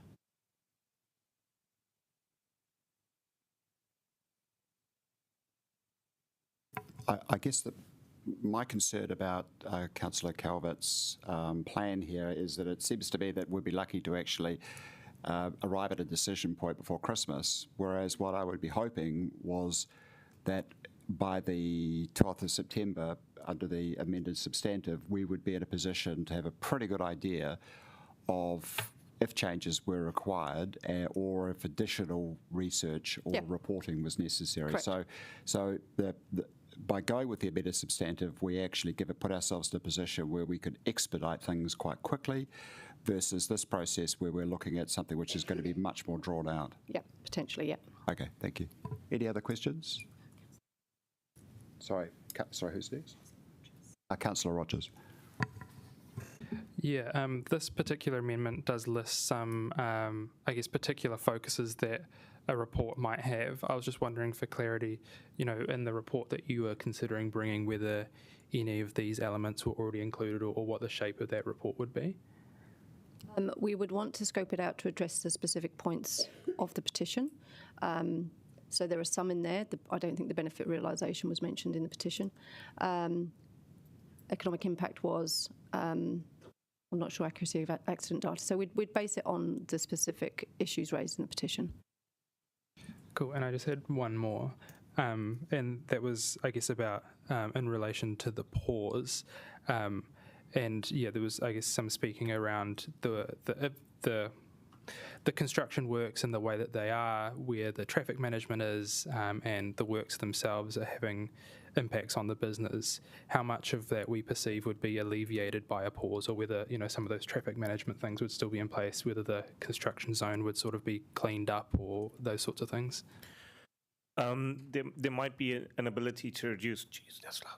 There might be an ability to reduce some of the traffic management, but a large portion of it will have to remain. We've got big holes in the ground that we just can't do anything about if we go into a pause. Thank you.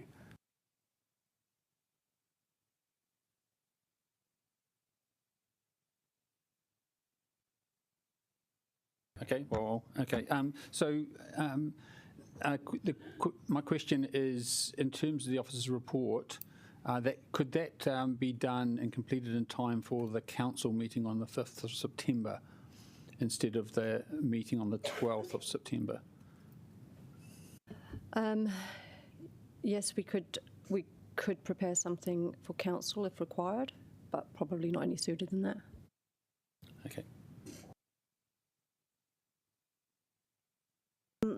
So, as the chair of the regulatory processes has intimated that they will likely push a decision up to the council meeting on the 5th of September, is that, from an officer's perspective, is that going to again cause some issues for the meeting on the 12th of September? No, I don't think so. Okay. Thank you. Yeah, I've just costed out roughly $9,000 a day at 40 days on that 8-week time frame, so plus 75,000 for the review, so 435K. Would that be OPEX or CAPEX funded if we did pause for that 8-week period and go through the review? It would be OPEX. Thank you. Any final questions? One last one. Thank you. So if there's changes to the pedestrian crossings, that will undoubtedly save both the council and NZTA money? If there's a reduction in design, thank you. Councillor Free, you actually get the last question, it seems.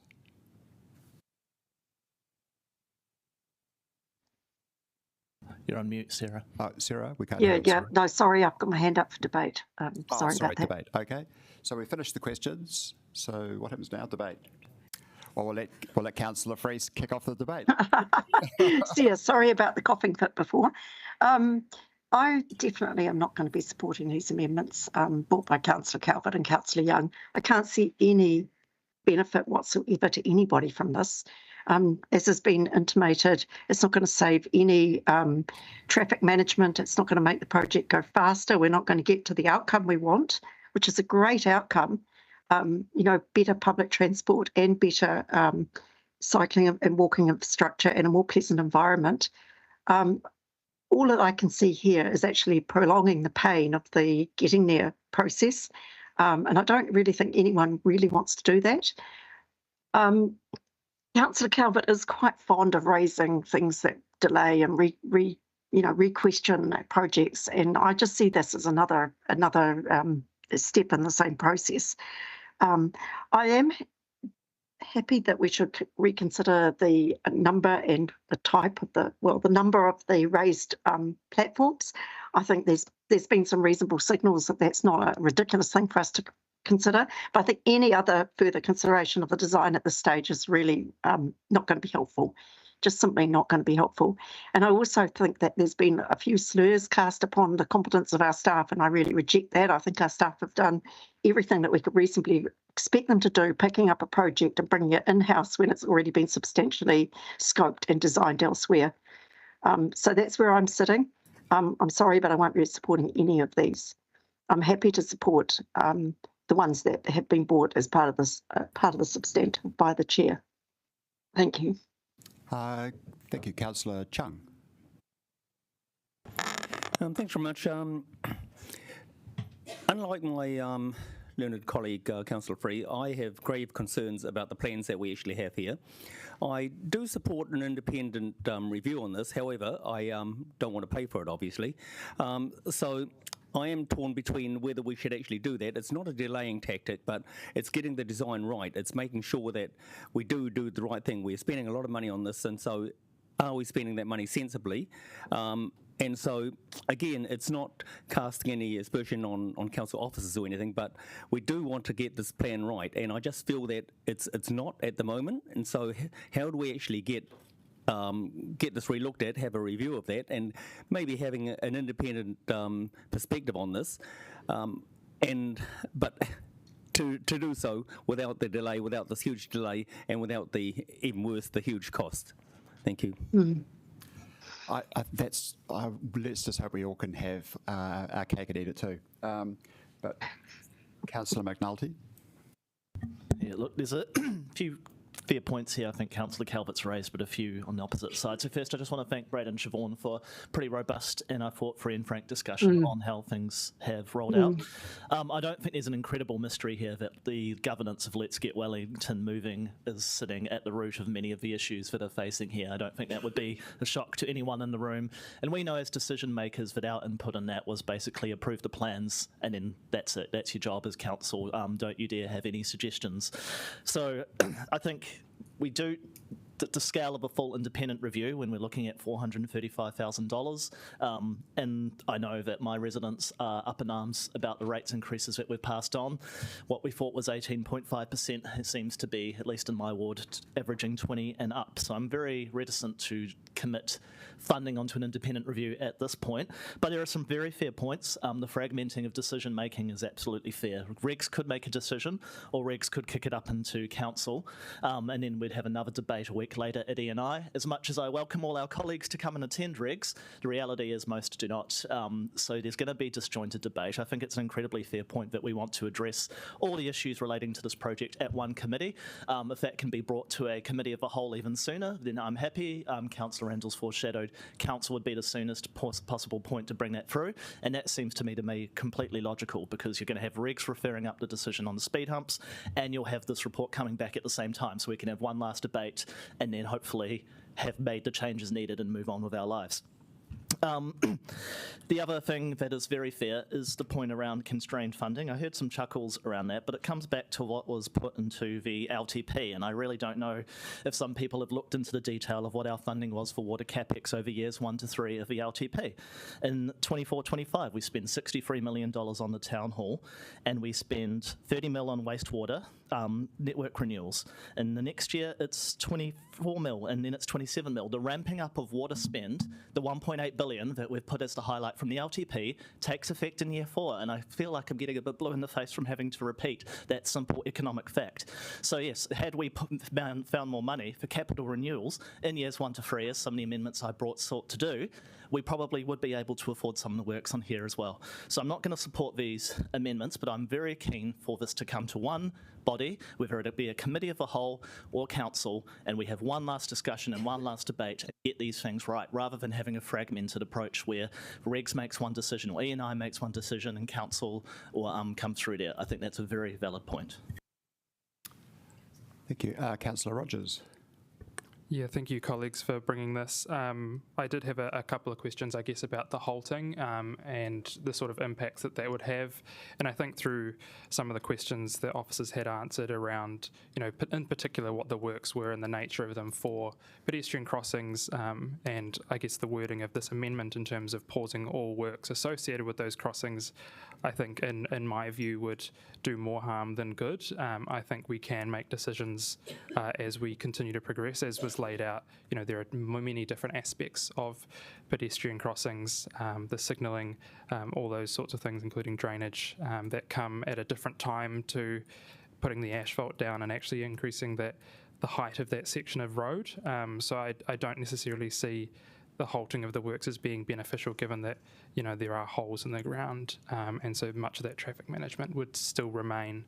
In terms of the scope of the report, I think some of the questions that I had were those that were raised in the petition, and those are going to be answered by officers, so I do look forward to seeing that. If for some reason I believe the officers didn't answer those adequately, then I think that's when I would start asking questions about doing that independently, but I'd like to see that report first, and as Councillor Brown alluded to, this is actually a faster way to do it, to get officers to present to us first, and then we can go down the independent review route if we need to in the future. In terms of bringing it back to different committees, I think the council as the governing body does decide on how we delegate issues, and we delegate issues to committees of the whole, and also Regs has previously made decisions on this, so I see it as entirely logical that we go back to the part of the governing body that did make that decision, and as is set out in the standing orders, if they believe it needs to be raised up, they can so do that at their discretion. Thank you. Thank you. Councillor Randall. Thank you. So first of all, I'd just like to formally ask that the petition paper that was circulated be tabled. And, yep, and also I'd ask that the Q&A for this meeting also be tabled. Okay, thank you. I've looked closely at each of these items, and in fact there's a mixture of things in this amendment. And in fact, I'm going to ask for them to be taken in part, because you need to look at each of these things, these requests, as an individual piece. There's a set of things there. Some are stronger than others in terms of supporting the petitioners. But I do ask you to listen to my argument and to think about whether any of these you can find your way to support them. First of all, I want to add in that this was a project done by Let's Get Wellington Moving, and it's quite clear that they missed some important stuff. I mean, we've already heard about the amazing thing that they simply didn't consider the water. I mean, these guys were highly paid.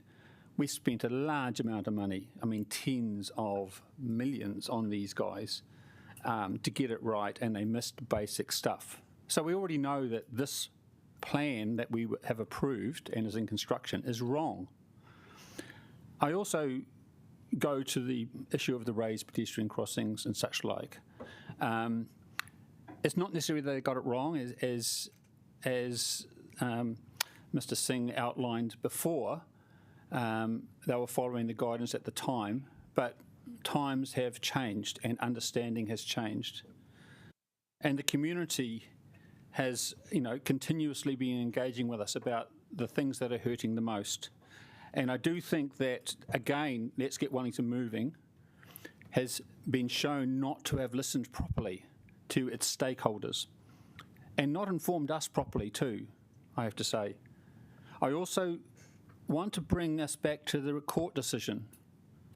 The court decision found that we got it wrong earlier, and I think we need to think about making some effort to respect the court decision, to make an effort to make sure that when we do the next decision, we're doing it as well as we can and as obviously proper as we can. I want to respect this decision-making process, and each of these points, and I particularly draw your attentions to 6 and 7, which are essentially the same as the substantive as far as I can tell, except it brings it to council a bit earlier. And timeliness is the important thing. This amendment will not delay things. This amendment will get things done by the 5th of September and essentially duplicates what the substantive is. Your 3 minutes are up, but if you've got any final... Yes, if I can. I also note that an independent review has, it might cost money and so will delaying, but it could well lead towards a significant saving. If we're doing things that are not needing to be done, then that could be that we come out ahead, even financially. So it's not all downside. So I just ask you to think of each of these ones, and particularly think about 6 and 7, but I think that all have merit. Thank you. Thank you, Mayor Whanau. Kia ora, yes, this is a very big, very complicated project, and we all know that the engagement with Let's Get Wellington Moving at the time was far from ideal. And thank you, Paul, for bringing the petition. And I've heard loud and clear some of the stress that the businesses are feeling, and I'm keen to continue those conversations to find bits where we can agree on.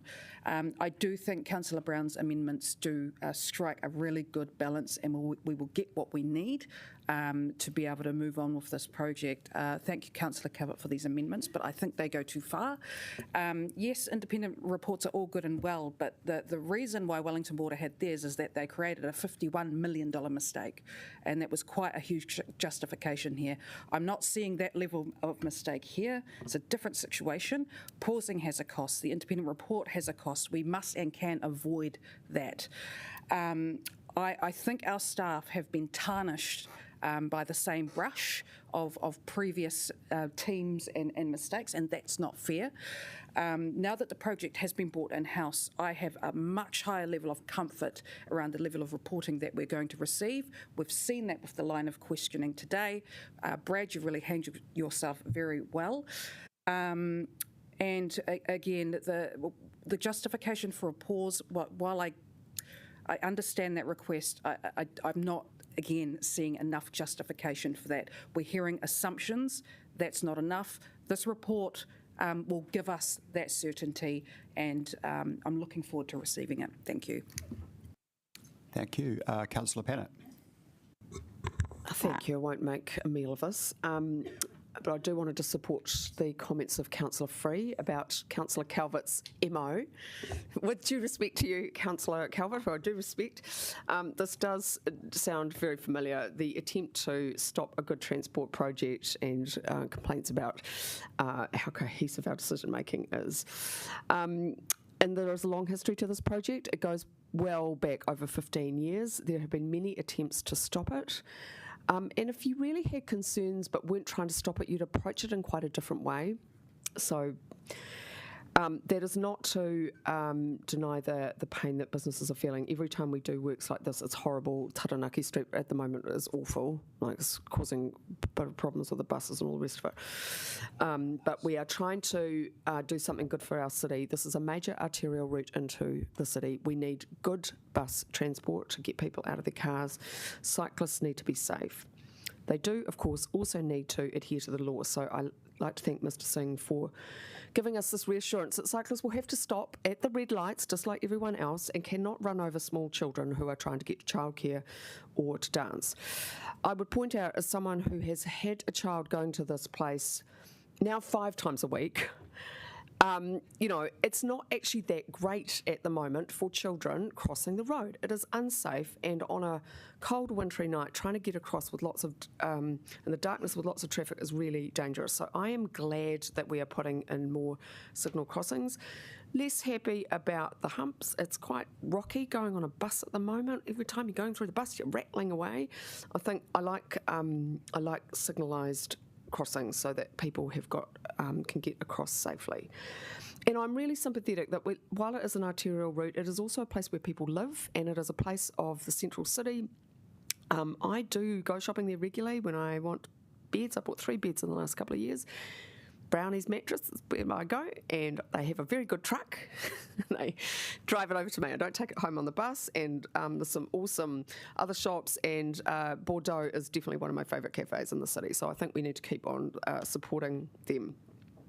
And if we are going to provide a good future for our children, we need to change our transport system.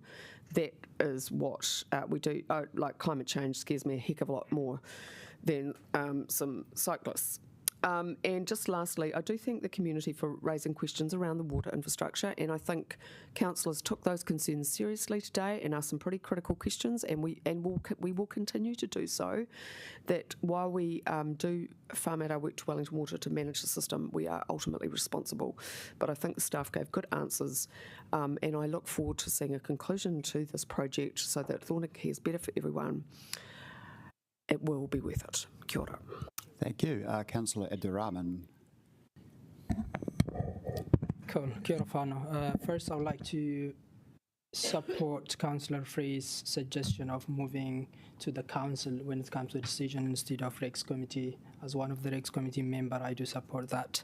I also support Councillor Randall's overshadowing the paper coming to the council. And the third point is I do support some of Councillor Carvett's amendment not to delay the project. I think the process is very important, and that is what the Court of Appeals seems to be addressing in its decision. Number 5 is about halting the process, which I'm not supporting, but independent review is not only because of it's a big money decision, it's a process that's going to give us an indication if we are getting things right, which means it is an indication for other projects. If we are getting this one right, it's going to give us more confidence in the way we are dealing with our community. And thanks to the Tūāpapa Key businesses, and especially the childcare point, I found it very interesting, because if we are doing safety for our children and they are opposing this to the extent that 85 to 90% of them, I'm not sure about the figure mentioned previously, it goes to the fundamental of how we do the process. That is why the review is important.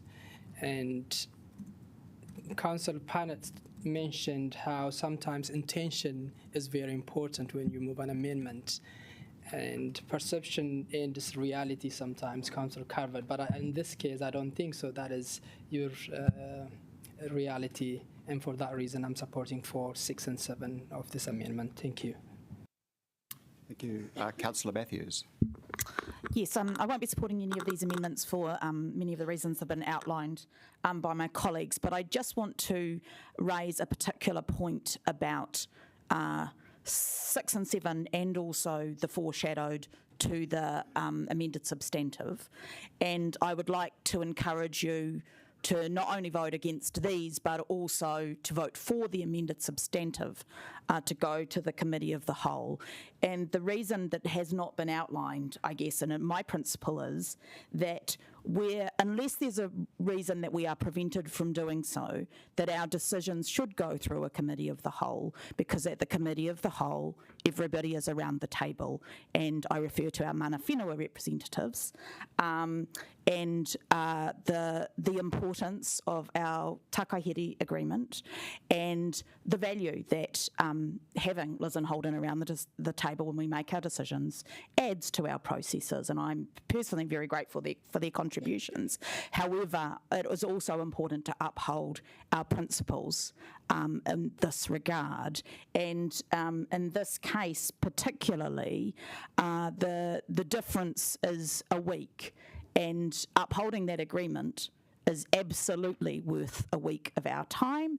And so I encourage you to go for the amended substantive that enables all of us to participate in that decision. Thank you.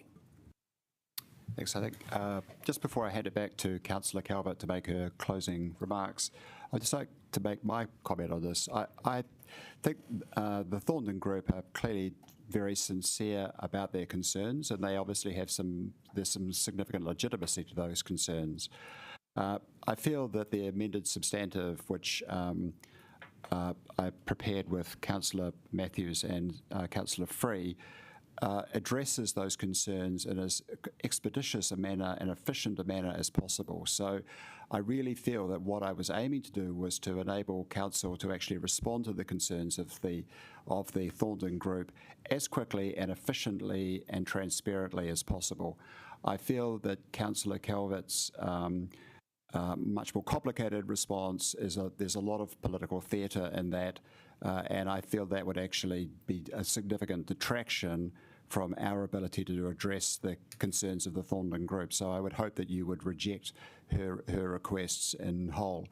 In terms of the one political issue, if you like, in the substantive, which is whether it goes to the Council as a whole on the 5th of September or the committee on the 12th, I just would like to reinforce the comments of Councillor Matthews on that point. I feel that it is appropriate that it goes to the committee, just as the speed calming infrastructure decision is going to go to regs. I feel that it's appropriate for both of those decisions to go to the committees before they end up ultimately perhaps going back to the Council. So I hope that you could reject Councillor Calvert's theatrical display of affection for the people of Thorndon. Point of order, that is misrepresentation. Okay, Thank you. All right, sorry. I would withdraw that. It wasn't theatrical. And so now I'll just pass on to I'll now just pass on to Councillor Calvert to make her Where do final I comments. start? Thank you. Trying to improve my acting skills. Look, this, as I said at the start, this is about good governance, not political.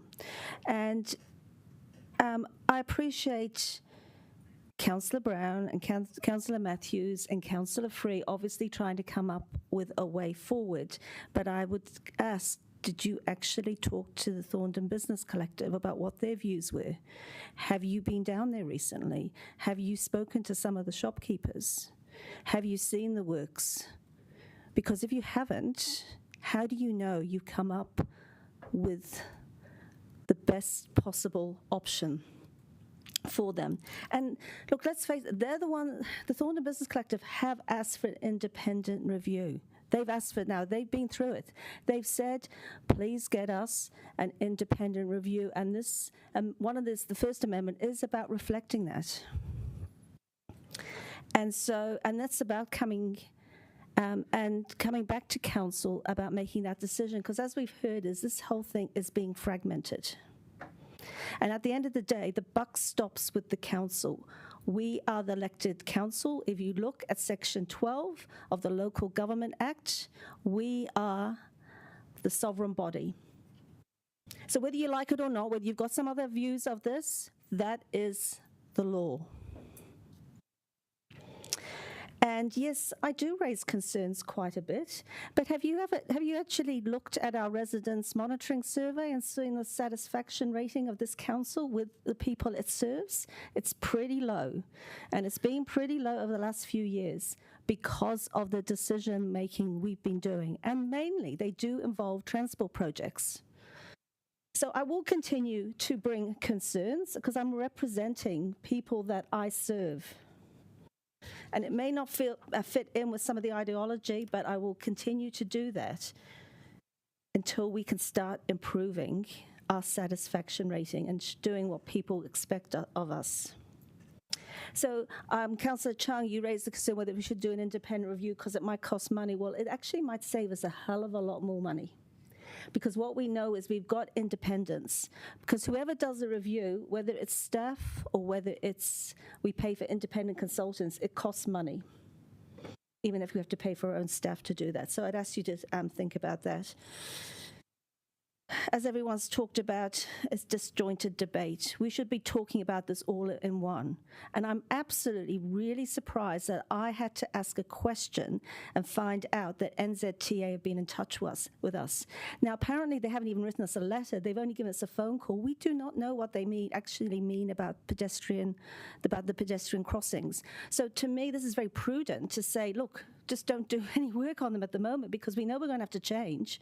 So I'm only asking for those to be halted now, not everything else. I'm asking for officers to bring back a report about what it may well look like. And so, and thank you, Mayor, but bits we can agree on. That's the problem. Bits, fragments. No. I've got to write a reply and understanding orders. That might be. It's not. I don't agree to that. Thank you. So. So as I said, bits, fragments, fragmented decision making. And $51 million, can I remind everybody that $51 million of Wellington Water, it was never there in the first place. We didn't lose it. But if we make the wrong decision on Thorndon Quay, we're going to lose millions, or at least hundreds of thousands of dollars anyway. Because this project for the Thorndon Quay part is worth $55 million. We've probably spent a good portion of that already. So going to council, having this all in one pot stops the fragmentation. We're making it quite clear that we're going for an independent review, because what's going to happen come council or come a committee meeting next month, we could make the same decision. And then we've just kicked the can down the road for another month or two. We could deal with it now. So I'm asking for your support on all these amendments so that we can deal with this situation now. We can get advice from officers. They've said they can come back at the council meeting on the 5th. And we as a council, because we're the ones who control, the council is the ones that authorize the money.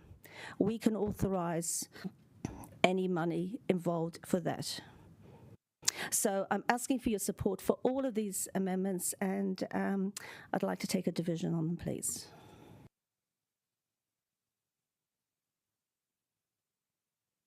We can now move on to vote. So we are going to vote on each one individually, is that correct? So we'll, I guess this is number 4 to start with.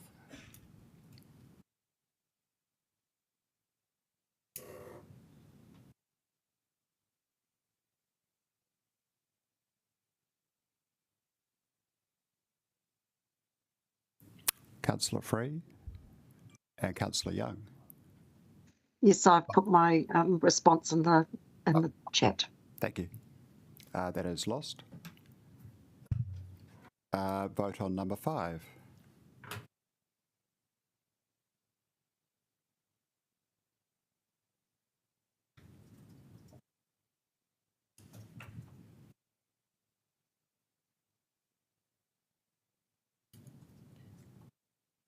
That is lost. Number 6.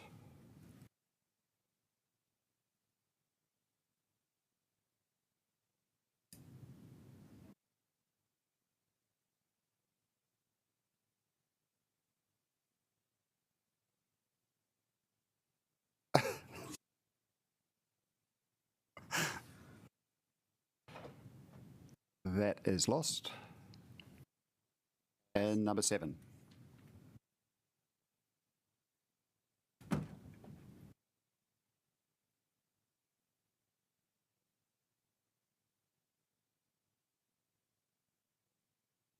And that is also lost. So now we move back to the amended substantive and debate on that. And Councillor Randall. So I've circulated an amendment to the amended substantive. I was wondering if that could be put up.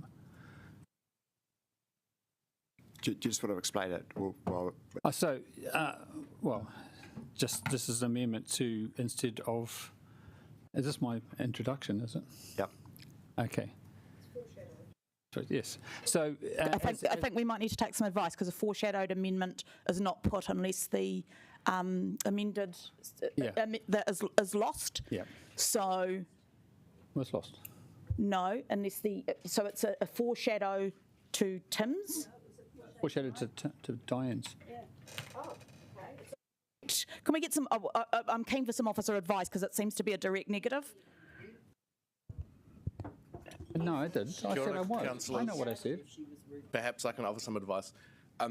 Despite the fact Councillor Randall used the word foreshadowed, because it relates to the substantive motion and not another amendment, technically, it's not actually foreshadowed, it's just an amendment. Yeah, so. okay, yeah. Yeah, thank you. Thank you, Sean. Yeah, no, that's right.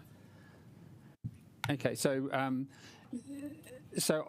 this is a very much simpler amendment, and it simply asks that the officer's report that's outlined and planned under the substantive amended substantive is brought to the council meeting on the 5th of September instead of the Environment and Infrastructure Committee meeting on the 12th. I just move this amendment for 2 or 3 reasons. First of all, I think this is about a project in construction, and it's going to have it could have an impact, but quite rightly we need officer advice about this. We've heard that officers can bring their advice to the council meeting on the 5th, and this is it's an issue of timeliness. It needs to be sorted out as quickly as possible, and it being able to be sorted out on the 5th is very helpful. In addition, there's a parallel piece of work which is also about exactly the same project, and that is coming to council also on the 5th, and it will have its own set of information. And really, I think that these things should be done, as Councillor McNulty has already flagged, but that these things should be done together. We should deal with Thornton Quay once and for all, and make our decision as a council. We've had the petitioners come. There are nearly 2,000 people of our residents who have said they want this thing, and we need to be respectful of that. And we ought to do it in a timely manner, and do it together so that we end up with a package of recommendations that work together. By the 5th, we will have all the information we need. It will be following the officer recommended process, and I just think that this is the best way forward to sort this thing out. So I do ask for your support to bring it to council and on the 5th, because that's as quick as we can do it, and that we do it all together. Thank you. Thank you. Does anybody wish to... I'm seconding. I'll speak now. Yep. Just really quickly, so there's 11,000 bus passengers on this corridor, and they're the ones that are my primary concern here. Not many other wards actually have a direct stake in this project, but nearly all of those passengers come out of the Takapū Northern Ward, and since this project has hit the headlines, with the assistance of a group of councillors to great vigour, I have heard from them very consistently that they're concerned, so I want to get this sorted as soon as possible. Now I've heard that we cannot do this before the end of August, but I agree a committee of the whole would absolutely have been the best if we could have brought this to Social, Cultural and Economic on the 29th of August. That would have been fantastic. What's the next chance? It's the council meeting on the 5th of September. I've stated in the previous debate to Councillor Calvert's amendments, I just don't think the fragmented debate makes a whole lot of sense. It just makes sense to do this once and do it right. But if we do vote this down, I see the dice cast that this isn't going to get up. Paul, Richard, Carl, can you please come in on the 8th of August for Rex? And then I'll ask you to come on the 5th of September for council, and then again on the 12th of September for the E&I meeting, because that's what we're actually doing. We've been quite disrespectful to the time of those that have come in today, and we're going to ask them to come for 3 meetings, potentially where this comes through, where we could tidy it up into one. So I just see this as about process. If it was a committee of the whole sooner, 100% would back that. The council is the soonest time to bring it. I want this sorted. I want us to sort these speed bumps, because my 11,000 bus passengers are concerned what 6 speed bumps mean for their journeys from Johnsonville into the city, and I want us just to get this over and done with. Councillor Panner, but just before, I'd just like to point out, Councillor McNulty, that no matter what happens with this amendment, there will be at least 2 meetings, because Regs has to address it. There is no debate about that point. So there will be at least 2. We're just talking about 2 or 3. Councillor Panner. Just briefly, I'm quite disappointed, Councillor McNulty, through the chair, that you would second this. If we're doing things once and doing it right, then we need our mana whenua partners. This is only a week to sort out issues which we have been debating for over a decade. And actually, as per my prior speech, I'm quite happy with some of the things we're doing, whilst acknowledging the pain. There's just no way we can improve our city without causing that pain, which is why I'm always happy to support measures to help businesses who are going through that pain. But look, this just really isn't a good amendment. I think we've had the debate, and we just need to get on with the work and sort out the issues which are causing the businesses, the pedestrians and the public transport users' concerns. Thank you. Councillor Chung? Thanks very much. Thanks for all the input here. Councillor McNulty is actually incorrect in that most of the people, well, he may be, come in from the Northern Ward. I have received hundreds of emails and comments regarding people who come in from Onslow Western, who come down Onslow Road and come along Thorn and Quay. Now, since the discussion on speed humps and raised crossings has actually come up, these have accelerated. So all these people are actually travelling in, and they're very, very concerned that we've got the plan wrong, that we don't need all these impediments to their travelling into the city. So I think that we do need to look at this. I think that I agree that it should go to the full council to discuss this, and I understand that Councillor Free has actually said that coming to the regs, she will refer it to the full council. So I'm going to support this, and I would ask the rest of the council here to actually support this as well. Thank you. Just a point of correction, Councillor Chung, is that the council meeting on the 5th of September will, according to Sarah Free, make the final decision on the speed humps. So that decision will be made at the 5th of September. It's the other issues that are covered by the petition, which ultimately could be delayed, obviously, because that report will come up on the 12th. So your bus users don't have to fret. The decision about that will be made by the 5th of September. Does anybody else want to actually talk on this? Oh, sorry, Councillor Free. Yeah, just to say that it's not going to be my decision. I'm certainly going to be speaking in favour of it, but it will be the committee's decision whether it gets referred. We don't have any choice. It will have to be referred to council because that's our parent committee. But if I could have, I would have referred it to a committee of the whole, because I do think there is a legitimate argument that our mana whenua partners add a lot of value and a different perspective, and wherever possible we should invite them to be part of the decision-making process. So I'm not going to support this, Councillor Randall. I think there is an argument about trying to make it efficient and bringing it to the same committee, but I think in my mind there's actually a more powerful argument about appropriate decision making with a wider representation of our body as possible. There will be a lot of different views on this, and I think it's really important that we all have a say, the debate's robust, and that we make the best decision we can in the widest possible context of our representation. So I will not be supporting this, although I understand the reasons and have some sympathy for it. Thank you. Is that the end of the debate? Should we vote on this issue? Oh, sorry. I'm going to support this. I just agree with Councillor Chung that we have a lot of residents in our ward, either going down Onslow Road on the bus route there or down Nile Gorge on the bus route there. And so it is quite frequent use, and we are travelling down there daily, whether it's in cars, bikes, or buses. Yeah, and again, this is a fragmentation. I mean, Councillor Free just said, well, depending on this, the Regs Processes Committee would likely refer to council, because that is the appropriate place, because regulatory processes is a committee of council. That's a delegated committee. It's not a delegated subcommittee of any other committee. So it's appropriate that it goes to council.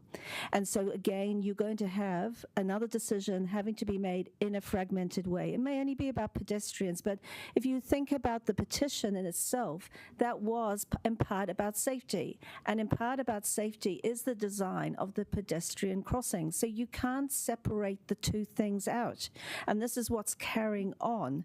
And also, if there are changes, and if it involves money being spent, whether it's 75 or 100K for independent review, the council will need to approve that. They're the ones that approve the budget. So it makes perfect sense to take it to the council, which can approve funding and which can approve any other changes. And remember, this project, Thorndon Quay, was approved by council in June 2023. Council gave it the go-ahead in its current construct, so and under its current budget. So I do support this, and I recommend to all my colleagues that take the political theatre out of this, make a good governance decision for the people of Wellington. That's all you need to do. Thank you. Thank you. Councillor Randall, would you like your right of reply? So thank you. I want to first thank Councillor Free for stepping in and outlining the process and being straightforward. I also ask that she and others again listen to what I have to say about this. I've outlined why I think you should support this, do it as soon as possible, do this together.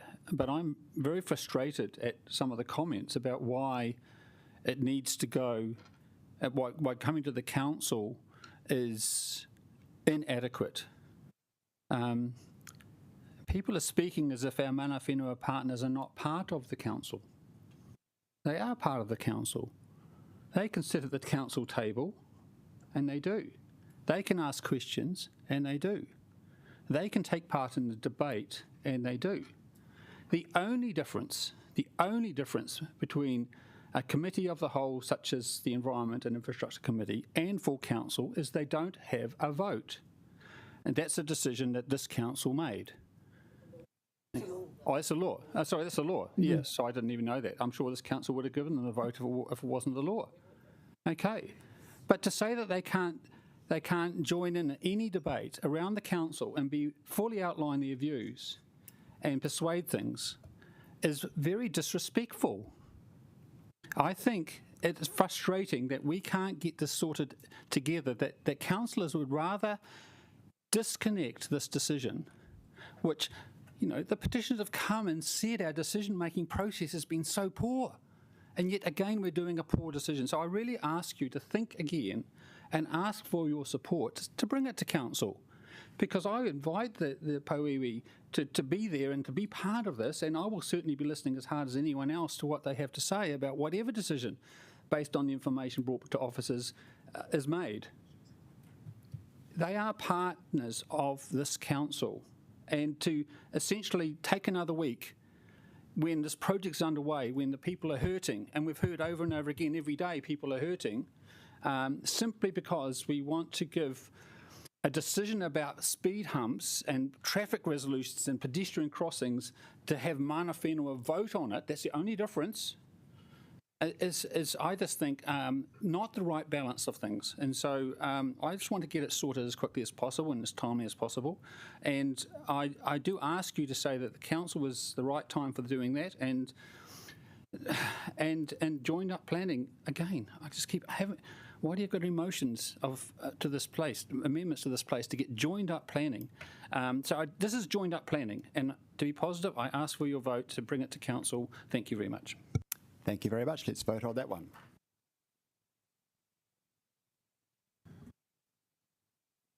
Oh, sure. Yeah.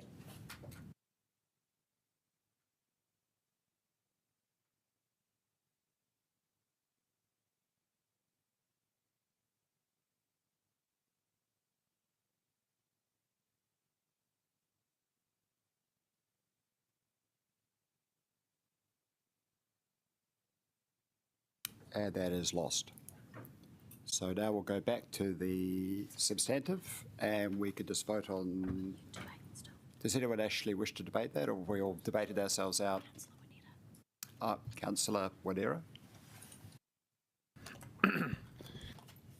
Yeah, I just want to offer a brief reflection on the previous debate. I stuck my hand up far too late and I missed out the speaking order, but I would just encourage us to avoid, because I see this as something that is coming up a little bit, the argument of, well, actually various different arguments regarding our mana whenua partners, and I would just in general caution us to avoid the use of members of this council as political footballs, and particularly I would like to encourage us to avoid this framing of cycleways versus Maoris. Can we not do that, please? I think no. I'm going to call a point of order. That's misrepresentation. I don't think anybody's ever. I didn't say it was said. I was encouraging us to avoid it. Well, because you were talking about the debate around. Okay, go ahead, Tim. I think that's fair. All right, well, just to conclude, look, it's a week of time. It's not the end of the world. And in general, when we conduct our debate, can we please be respectful of the positionality of everybody at the table and focus on the issues? Thank you. Thank you. Does anybody else wish to raise any issues, or can we vote on this one and then move on to housing? Mm. Okay, so Can we take them separately, please? Sure. And a division. I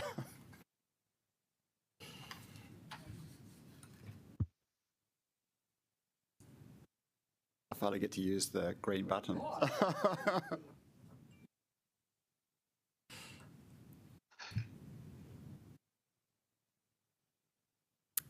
And that is a yes.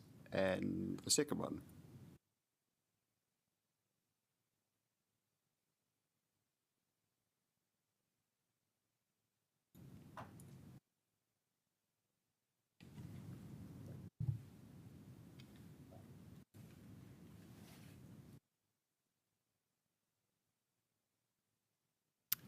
Thank you. That's also a yes. So now we will move on. Oh, there's another one. My God.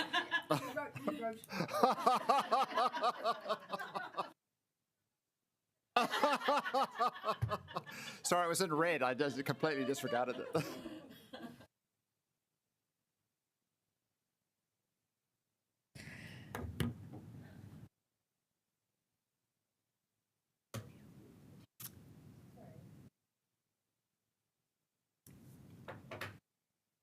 That is also passed, thank you. So now we move on to the housing report, the Housing Action Plan 6-monthly report. Chair, are we taking a break at all? Well, I don't really see any, I mean... Okay, that's just checking. Let's keep going. Yep. We thought this was going to be a super quick day, so... We didn't get lunch. So Paul McCory, I think, is here to take us through his excellent report. Thank you, Paul.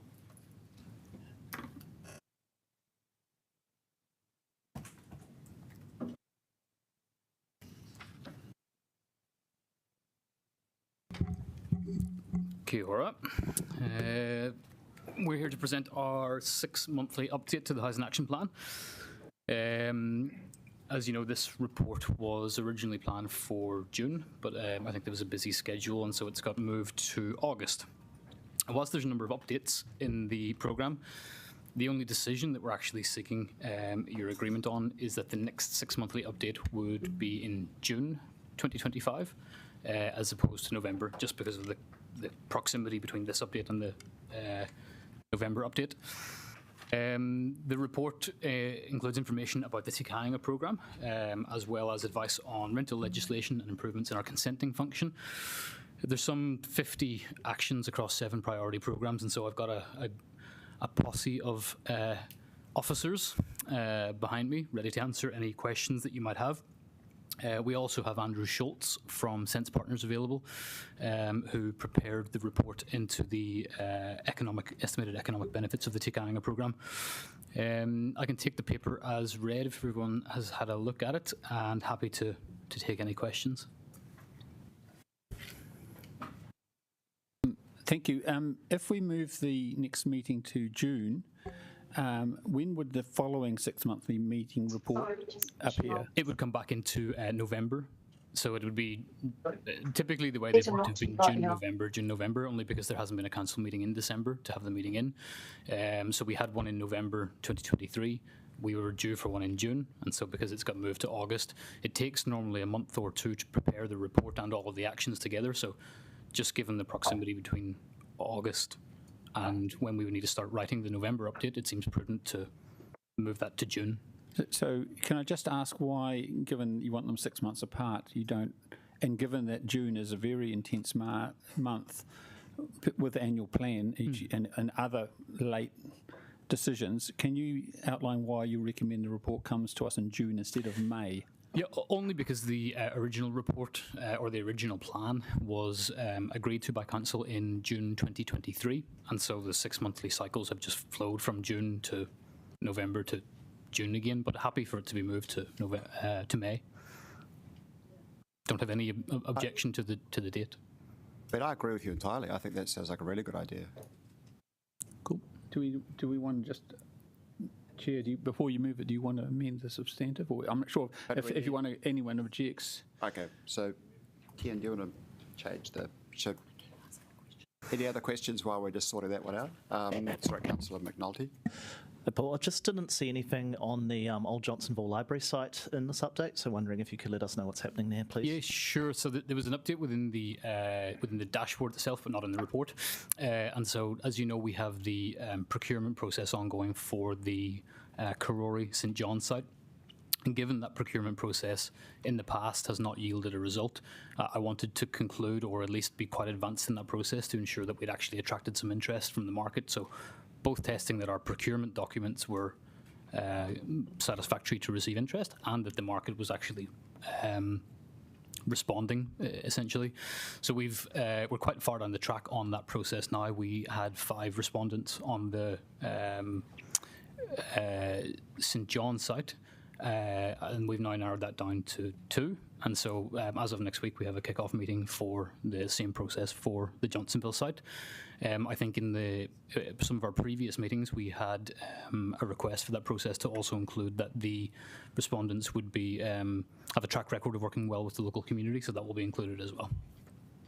And do you know if the offer that triggered off the debate on the Old Johnsonville Library site, whether that's still on the table? Is that?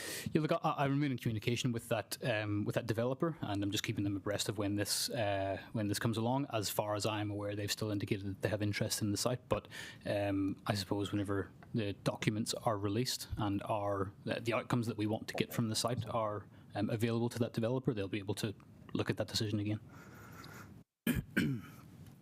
Councillor Free. Yeah, thank you. I note that really we're only 4 weeks late. I mean, if this report came to us 4 weeks earlier, it still would have been in June, or 5 weeks perhaps. And I'm finding it a little extraordinary that we're then going to move from a 6 monthly report to almost a year, and especially if it gets delayed next year. So I'm not feeling particularly comfortable about this. This is our second largest, pretty much our second largest expense. That we've got water expenses and then we've got this housing stuff. It's really quite big, chunky money, and I feel that we do need to keep an oversight of it. So I cannot vote to move to May. I think we need to look perhaps at moving the next report to, say, February, and then, split the difference somehow, but I'm not even happy with May 2025. I feel as if I wouldn't be doing my job if I voted for this. Sorry, Paul, I wonder whether either I'm misunderstanding it or Councillor Free is, but this doesn't really cover the social housing portfolio, does it? There is a priority program that is the social housing program. By delaying the reporting, it doesn't make any difference to the work that's ongoing. The work will continue to happen. And to be honest, I'm totally flexible on when the update is, whether that's May or whether that's earlier. I think my only point was that having it in proximity to the August one didn't feel like enough time between the two reports. I think the question really related to whether this included the HUP2 programme, which it doesn't. So Te Kaianga doesn't include the housing upgrade programme. No. So okay, Councillor right. Free, I think what we're talking about, or what Councillor Randall was suggesting, was that we move to a May-November 6-monthly reporting cycle, which I thought sounded quite sensible. But the big spend, the big bucks, the $1 billion spend, because remember that Te Kaianga is break even for ratepayers. The big bucks is covered by something completely separate. Okay, I have got a bit confused in that, but I still think that if it's a 6-monthly report, then that's not in the spirit of it to move it to June next year or even May next year. I still keep my stance. I'm not particularly happy about this. Is there a compromise where we could perhaps have a report in February? We're questions of officers at the moment, so maybe take that off after the questions. Okay, well, we can talk about that in a sec. Anybody else got any other questions? Sorry, Councillor Paddock. First of all, thank you for your excellent work. It's great to see so many people happy, so that's good. First question, though, I didn't understand paragraphs 50 and 51, because a few of us, including Councillor Rogers, campaigned for some inspection service of rental housing, and so I just didn't quite understand. I thought that was going on, and are you just saying you're working with MB? I might get Andrew from the public health team to pop up and give you an update on that. Oh, cool. Thank you. Yes, we continue to work with MB, building relationships to work on specific cases as they come to our attention. So maybe last question for you, Liam, then. Sorry, Liam, I thought we were doing something a bit more formal to make sure that renters did know that they had opportunities to complain, appreciating that it can be difficult to do that. Yeah, I believe we are. I mean, the service is there and available. I think that the issue is the enforceability of the service, and we deal quite closely with MB in that regard. I mean, the team can answer that question. I mean, it was raised with councillors earlier that there's a capacity issue, both at their end in particular, and but we would help and screen those contacts, if you like, and then get MB involved accordingly. So I understand we have had a number of inspections and referrals, and the team can talk to that. Okay, so I guess what I'd like to see then in these reports is that to be really clear about exactly what like how many complaints have we had is something I'd like to know, and how many have been resolved. The update to that extent was in the dashboard. So if you click through the link, there's a dashboard that says how many. Sorry, I flicked over it too No, that's all quickly. good. But the way it's been communicated, like I want to see there is support for renters on our website and all our communications that we will help them. Okay, and that just report doesn't make that clear. Is that yep? And then the other thing is, we've pushed you quite hard on the targets for Te Kāinga, and so 1,000 is good, 5,000 is better. Is there any way we can increase things since it's going well? Look, at the moment I have a 1,000 unit target, and until I don't have a 1,000 unit target, I have a 1,000 unit target. At the moment the programme, as you say, is going quite well. We are reaching our targeted occupancy, but I'm currently doing what the current target is. So sorry, could you do more if you were given the resources? It would depend on the market. We would need to actually be able to observe that there was demand for, say, as an example, 5,000. I don't think it's something that I would be a particular number that I'd be wanting to commit to without the necessary information. Deputy Mayor Foon. Just a couple of questions, particularly around the consents and the RFI. That's probably the area where, as a councillor, I get a lot of feedback on how problematic, how that keeps reoccurring. So people think they've done the RFI and then more keeps coming. How would you describe the progress we are making in streamlining that better? Yeah, look, I might defer that question to either Mark or Beck from our consenting team. Yep. They might be able to offer a better response.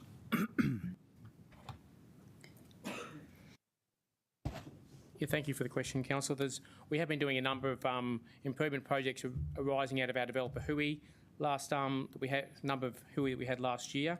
So we've been doing some projects on things they told us were important to them that we have worked on and have made improvements are our subdivision certification processes, our structural engineering processes, and we're just in the final stages of a project involving special advisors and including Wellington Water and the timeliness and quality of their feedback. The next project, so we've listed those in priority order, informed by those developer Hui, and the next project that we have is the RFIs and how we might improve those projects. So that's a project that we haven't commenced it yet, but it's pending there to do, yeah. Okay, and so that'll keep being reported back to us perhaps in the next... Yes, it will. That'll be reported back as part of this process, and of course happy to take questions in the meantime as well. It doesn't have to wait till the next update. I'm always happy to update you at any time, Councillor Fern, yes. Right, thank you. Thank you. That's all on the consents. Just on the Sense Partners report, that was very exciting to see the outcomes there.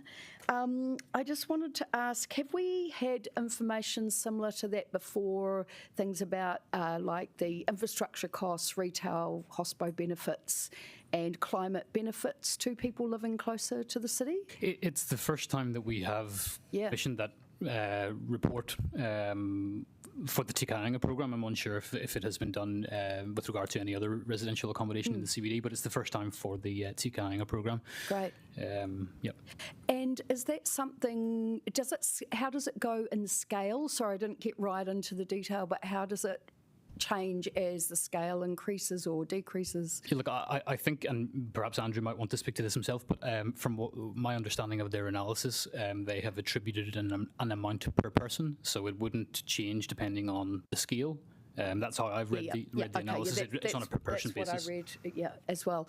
And are you aware of a study like that being done anywhere else across New Zealand at the moment? That might be one for Andrew. Okay, sorry, Andrew, you have to come back. I'm not sure if a council has, anywhere in New Zealand, has commissioned exactly this type of work. We've drawn on a lot of research that has been done. It's not, most of it isn't like original modelling. So it's a lot of work that has been done, but I'm not aware of the council. Can I ask you a question while you're standing there?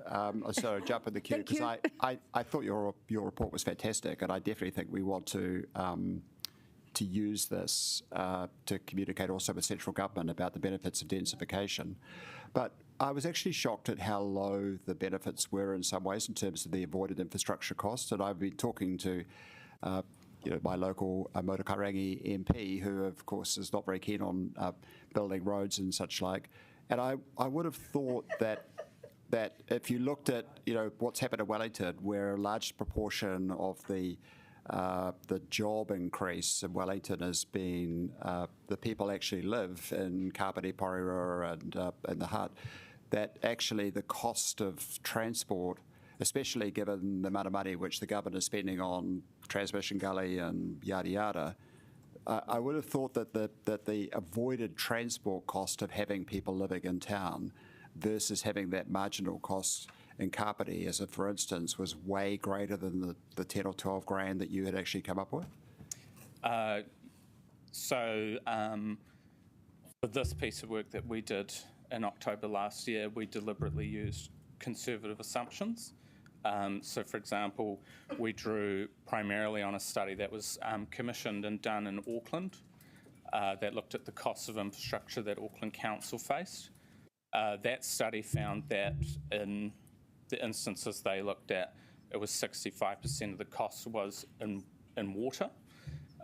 And so we previously talked to some of the developers involved in this project, and they thought that the cost of Three Waters was near zero. We essentially went for a 50% discount, just as a possibly very conservative assumption. Since we did this piece of work last year, we've actually been engaged by the Greater Wellington Regional Council to look into the infrastructure costs in far more detail. Our study was released in the last couple of weeks. We found, I did a brief comparison to the results in this paper. It found that the estimate of greenfields infrastructure we used in this paper was higher than our far more detailed estimate that we've done for the Greater Wellington Regional Council, but that everything else in terms of low density was, we used a cheaper estimate in this paper than we estimated in work for Greater Wellington Regional Council.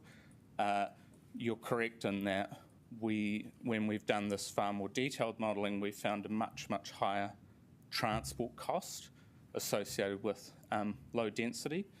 There are a few interesting aspects in that a lot of those journeys, or a large part of those journeys, particularly from Kapiti Coast, end up on the state highway, and so they get paid for by Waka Kotahi.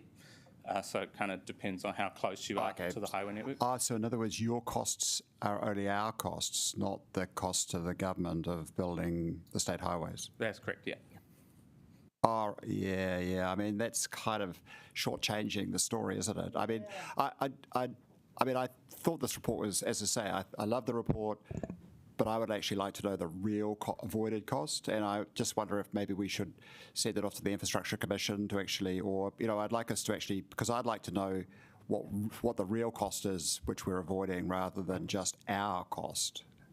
Thank you, Mr. Chairman. I'd never like to shortchange the story, so I think that's a good idea. Paul and I are working on this evidential basis about the downstream impacts of Te Kāinga on Central City, but we also have contacts at the Infrastructure Commission. They actually presented to us earlier this week, so I'll get in touch with them and see if we can collaborate on driving into that state infrastructure cost a little bit more. That'd be great. No, thanks very much. If you wouldn't mind doing that, that'd be brilliant. Councillor Roger. Yeah, I just had one question, which was a screenshot of the housing strategy risk dashboard, in that the loss of diversity and community connection due to pricing out of lower income groups is sitting at a green high confidence, and then at the same time, market pressures that complicate affordable housing delivery at required scales is sitting in red at a high concern. And I was just wondering how those two evaluations were interacting. I'd have to take a look in a little bit more detail at the risk register to be able to answer that question, but I'm happy to have a look and then follow up. Just thank you. Councillor McNulty. Yeah, Paul, just while we have the pleasure of your company around the table, I'm wondering if you can comment about what the general impacts from the district plan have been. You know, I can think Stratum and Former have both pointed to decisions we've made. I'm sure Reading were influenced to sell by the land value that we granted them with a stroke of a pen. But just more broadly, what impact you've seen in the housing market in Wellington since those have come into force? Look, I think it's a very broad question, but what I would say, and anecdotally, really only, there has been enthusiasm from developers for the changes. There has been.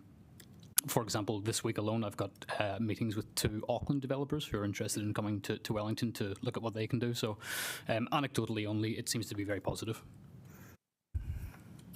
Thank you. Is there any other questions? Oh, sorry, Councillor Calvert. Just officers, you've given us 2 options, which is great, but you've just put one in the recommendation as your preferred one. So, given the range of questions that have been asked, did you consider whether, you know, sort of like a November-May timeframe could be possible, and maybe we should just still keep to the November one and then move to a May? It's totally still an option, and to be honest, I'm broadly agnostic to whichever we go for. I think it's just trying to not overwhelm your guys' schedules by having constant updates. But you're happy with whatever suits you guys. Okay, all right. Thank you. Now, the other thing is that social housing, our upgrades, does form part of this housing action plan. And we're going to spend $47 million, apparently, in CapEx this year. And I don't see any plans to how we're going to spend it. So can you tell me? Tell me? There's nothing in the reports. I've got Mario from the Hub 2 team, who's in the gallery. So maybe he'd like to. Yeah, can you tell me what are we spending $47 million on, and have we got a plan? We are currently finalising the business case, and as soon as the business case is finalised for the housing upgrade program, we will have to reforecast the spend based on the preferred option that's put forward from that business case. It also involves reprogramming the delivery of the upgrades in cooperation with Te Mahana, which will have an impact on the spend. So have you got? Are we going to spend any of that $47 million this financial year? Yes. How much? What sort of percentage, roughly? Well, we'll decide. I mean, we decide though. No, but what are we What are officers thinking we're going to be spending? Because there's no detail in the report. No, there isn't, because we hadn't completed the business case. So we're always planning to complete the business case for Hub 2 this year, which we will do. And we've got the first draft, so that will be coming to committee in a couple of months, and that will propose some options for your consideration. Whichever option that you choose will then determine actually what we are going to be spending. We have got some money that we're going to start spending very soon anyway, in terms of some vacant standalone renewals that we're doing. So there is money being spent, but the business case will determine what that actual cash flow is. So, given we've just signed off a long-term plan, I'm trying to understand is, if we knew this, why did we build $47 million into this current year if there was no realisation that we were actually going to spend that? Because we've actually added that to the rates, in terms of we have to pay interest. CapEx. I know it's CapEx. So we made the best estimate with the best information at the time. That business case will propose a way forward. It may well be that we can spend quite a lot of that money this year, but it'll depend until we get the options in front of you and what your decision is. Okay, thank you. I just wanted to clarify something through the chair. So for colleagues interested in reporting against our social housing program, that happens once every 3 months, and the most recent update was in April, and we'll continue receiving updates about the HUB2 program through that process as well, yeah. Councillor Chung. Thanks very much, Paul. I'd like to ask you about contradictions that I'm hearing in the market. The first thing is that the first part of that is that what's the demand that we're actually getting from developers wanting to get into the Te Kaianga program? Like, is that increasing or is that decreasing, or do we have a waiting list of people that we want to consider? It's currently increasing. I have, off the top of my head, about 5 developers in addition to the existing developer that we have got a couple of buildings with. So it's definitely increasing. Whether those deals translate into, or whether those conversations translate into deals remains to be seen. It's too early to say. Mm-hmm. Great, that's the first part of the question. So the dichotomy here is that I'm also hearing from real estate agents that they have more houses available at the moment to rent than to sell. And so their feeling is that the rental market is actually becoming saturated. Now, there's various reasons as to why this might be that is the rents are just so high and so people can't afford to get into them, but they're finding that that landlords are actually dropping those rents to try and get them rented out because there's so much competition. So do the two things conflict, and what does it actually mean, or is it just a matter of timing? Yeah, I think it's a matter of timing. I don't think they necessarily conflict. I think what you're seeing is the typical Wellington winter. There's always a lull in the market, and it's always difficult to lease residential properties through June, July, August. What I can see is that we still have high demand for the apartments that we have, and so often where the demand comes from is actually the quality of the product and the quality of the landlord. Great, thank you. Paul, I've just got a small question for you, because I'm aware that this is obviously a significant commercial risk in all of the Te Kaianga projects. With the 2 new deals that you've signed up, could you just explain the internal process that the council went through to authorise those particular transactions? So you guys will be aware that we now have a Te Kaianga governance board. And so we brought 2 business cases to the Te Kaianga governance board for these 2 particular buildings and identified the benefits and risks of the program, as well as the changes that we had made through the review of the settings of the program to try and de-risk some of the risks that we were previously exposed to. So that went through the governance board, and they endorsed the 2 deals, which were then brought through Liam's office, Andrea's office, and Barbara's office for their review and their sign-off. Great, thank you very much. That sounds marvellous. Are there any other questions? Any other matters of debate? So I'd just like to move the amendment with the changes, so the change to the May-November report dates. Is there a seconder for that motion? Go on, Tony, you can second it. Thank you. Councillor Randall. Is there any debate about that?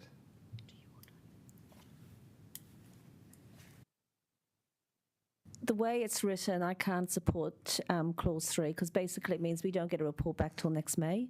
And if you think about if housing is a priority for us, we've talked about things being in bits and fragmented, and this was the reason why this action plan comes back to us, so we can see all parts together.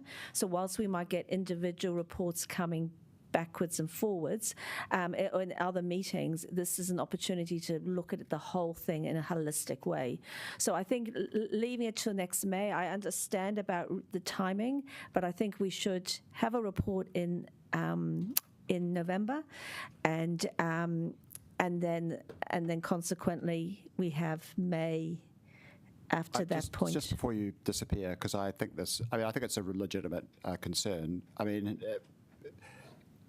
I'm not necessarily sure that we want sort of the full 9 yards, but how much of a hassle is it for you guys to produce another report for us in November? Look, we'll do whatever you guys want. I don't really mind. I think there is about a month and a half's work, given there are 50 actions, to actually pull all of the updates together and ensure that they provide enough information. Could we agree maybe some sort of abbreviated report? I'd be very happy for a condensed overview. If that's okay, maybe something abbreviated in November, and then go on to a proper cycle from May. Perhaps could I suggest that we update the dashboard and circulate that, because the dashboard has an individual update on all 50 of the actions. Okay, does that okay? So can we just? You have to get a leave of the meeting because it's been moved in second. Can we have the leave of the meeting to just change? Yep, thank you. Okay, thank you. We'll just get Tien to alter that slightly. What wording would you like? And that's good. I've got one other point that I want to add to my debate. Not changing anything, but. But what words are we going to change? Yeah. Just wait. Give us a second, a short adjournment while we. Do you want me to finish off my debate? Oh yeah, sure. Sorry. Yeah, and then you can. Yeah. Right. Look, the other thing is I do want to comment about our social housing upgrade program. I mean, we've had a lot of discussion about Takeanga, but we actually have got, I don't know, about 800 or 900 properties that need to be upgraded. I know we're getting a report back, but these properties have been waiting since 2007. So, and if you look at the long-term plan budget, they're actually not going to be finished for another 12 years. So, I just think we need to have more of a focus on our social housing upgrades, because it's a lot of money. We're going to, even just in 10 years, we're going to be spending $600 million. I know it's not all about the Hub 2, but it's a lot of money. And if we can do it a bit smarter, quicker, everyone benefits. We don't earn as much in interest. We get our tenants into better quality homes. And so I think we really need a strong focus on the social housing upgrades. And so that's why I'm really important. It's key. Whilst it will come back in a separate report, I'm also keen to see it as part of this housing action plan, because if we're really serious, this is our biggest assets worth $500 million. We need to get it right, and we need to get it back on track sooner. Thank you. Thank you. Councillor Free, I think you've got your hand up. Really just to say that I agree with Councillor Calvert this time. Thank you, Councillor Calvert. I think if a 6-monthly report is what was asked for by Council, then that needs to be 6 monthly. We understand if it slips a few weeks, but I'm only a little bit mollified by the idea of having a updated dashboard, but that's better than nothing. I think this is an incredibly important aspiration for our council, the whole thing, everything that we're doing in the housing space, and we need to have a really good grasp of it. To me, I don't have as good a grasp of it as I'd like to have. It's partly on me to do a bit more reading around it, but I certainly think it wouldn't be helpful to wait till May for another update. So I'm looking forward to seeing what comes forward and whether I can support it. Thank you for considering, making some changes. Thanks. We'll just take a short amendment while Tien adjournment.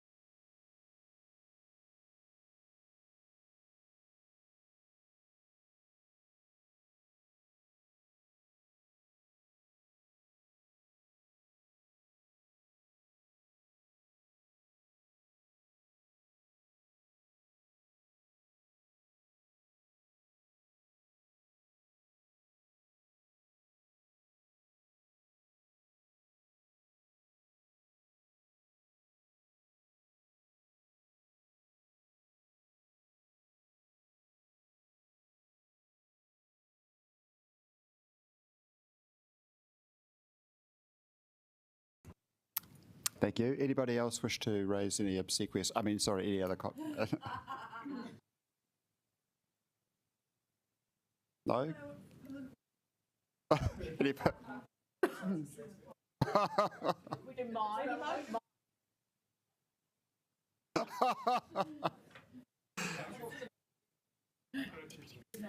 Deputy Mayor Foon is...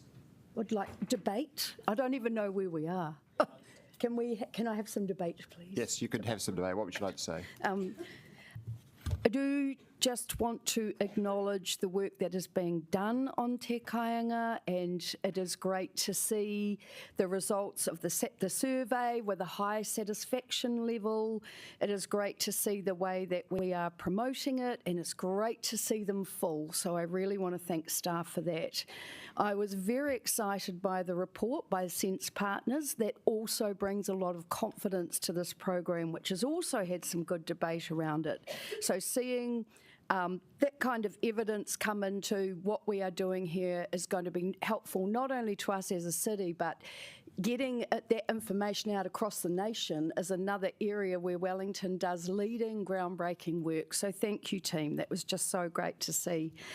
And what I did want to share was that just last night, we had the beautiful Wellington Airport Community Awards, which was an outstanding event, but I did have some time with Commissioner Murray Edridge, and he was just raving about Te Pāmaru, saying that we would be so thrilled with the money we have spent and the results coming out of people, for people who are in one of the 18, homes there, and that he would love to come and talk to us about the results that they are seeing. It is beyond what they anticipated in terms of positivity.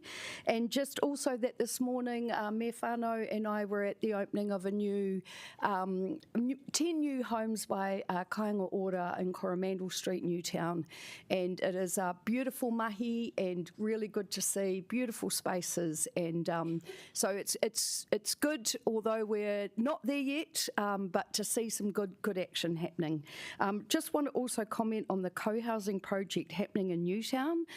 These types of projects are normal in Europe, where you share facilities, main facilities, and you gather together as a community. They're really this way of living. I know Māori, bless, have always lived like this. Our Western partners, not so good, but just really great to see a co-housing project happening in Newtown, and I'm really keen to keep an eye on that and how it works, and just how we can encourage more of that for social cohesion and connection for community. I'm really excited about it. So thanks to the team for making that happen as well. Thank you. Thank you. Anybody else wish to raise any points? No? In that case, shall we vote just the whole lot? That's right. Thank you.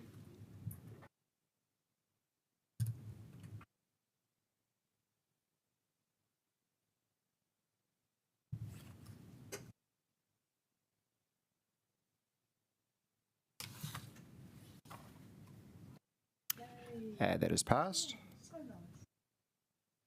And I think now we have one more item. Two more. Oh, sorry. Yes, actually, the Granny Flats. Tell us about our liability and that we don't have any.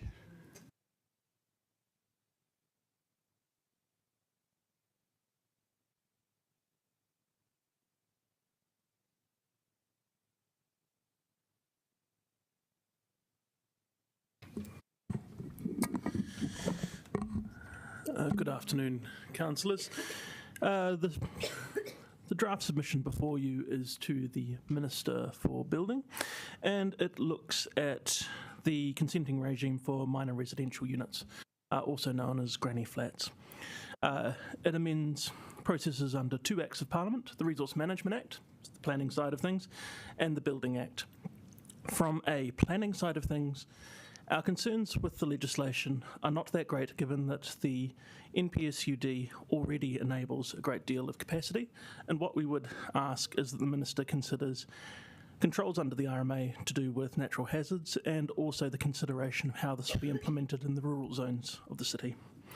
In terms of the Building Act, there is more concern, and that is largely to make sure that triggers are put into the processes which will allow for the collection of things like development contributions to pay for the infrastructure that these new units, the people in these new units would be using, and that the liability is consciously given to either consumers or to wherever it's supposed to lie, and that we don't end up with a situation where you have vulnerable parties assuming liability or expensive court processes where it must be determined.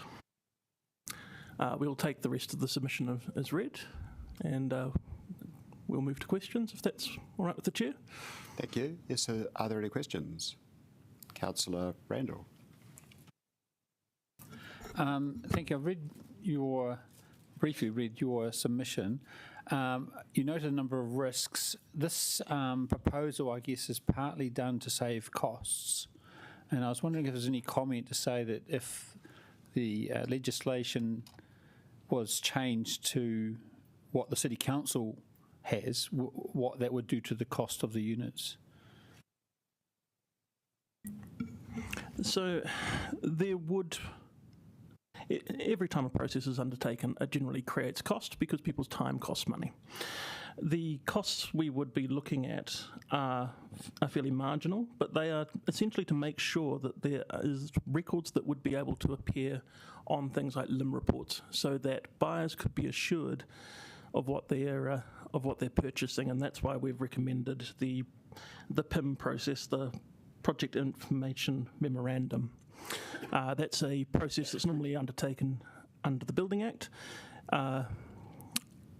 And then the other areas where we are looking, where we have asked questions, is to clarify where costs would fall. So would liability be borne by building firms? Is there still an assumption it would be borne by council? Or would it move to the consumer or the people who own the units, in which case it needs to be clear that the consumer guarantees and consumer protections contained within the Building Act have been suspended. Okay, and look, your point about liability is very well made and spotted. Do you think that there's a risk under this current legislation that buildings of suspect quality could be built with which the council and ratepayers may end up picking up the liability? We are joined by Chris Scott, who's head of our building consenting function online. Chris is an expert in this area and can answer that question. I would just presage his remarks with saying that our building officers find multiple non-compliances every year, which are amended through the building consent process. So it is clear that there are quality issues within the industry. Chris. Yes, I would agree with what Sean says. I think where our risk would be reduced is that there isn't a building consent. However, our risk would increase where there are compliance issues later on. And I would, we run the risk that there is a lot of officer time used in investigating, following up, and dealing with substandard work or substandard living conditions. Okay, just one more. So, are you essentially suggesting that the Act enable, if you like, a very lightweight building consent in terms of compared to the standard process, so that we do capture that information and get the clarity that is sought by the council?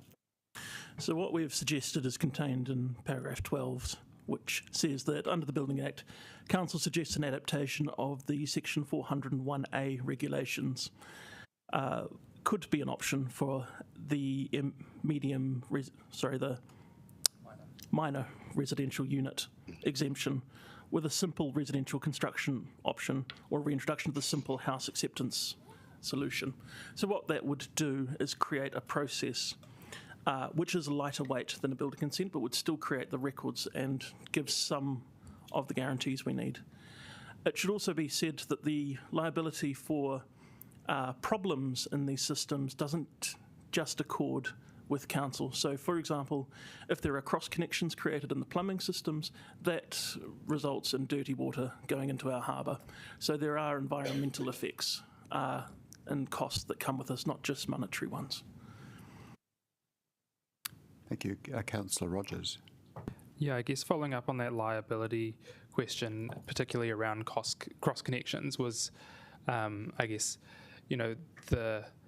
how does the liability in this current proposed option sit with the residential occupier? Like, does the council then have to go and say, well, this is the financial damage we have suffered and pursue that cost, or?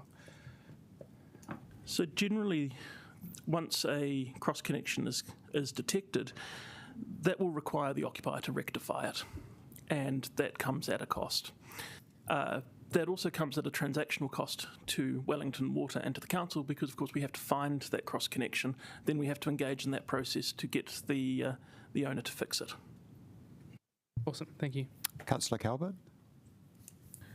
I'm not normally known to be striving to be politically correct, but I just wondered, and I acknowledge that how you wanted to suggest another name for granny flat, which was minor residential unit, which I thought was a more appropriate term.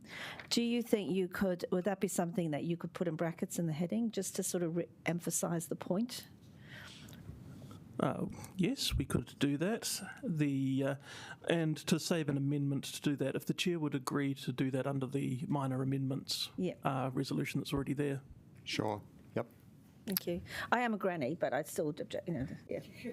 I would also note that minor residential unit is the mandated government term for it, so it would be nice if they used their own language. Yes. Thank you. Deputy Mayor Foon.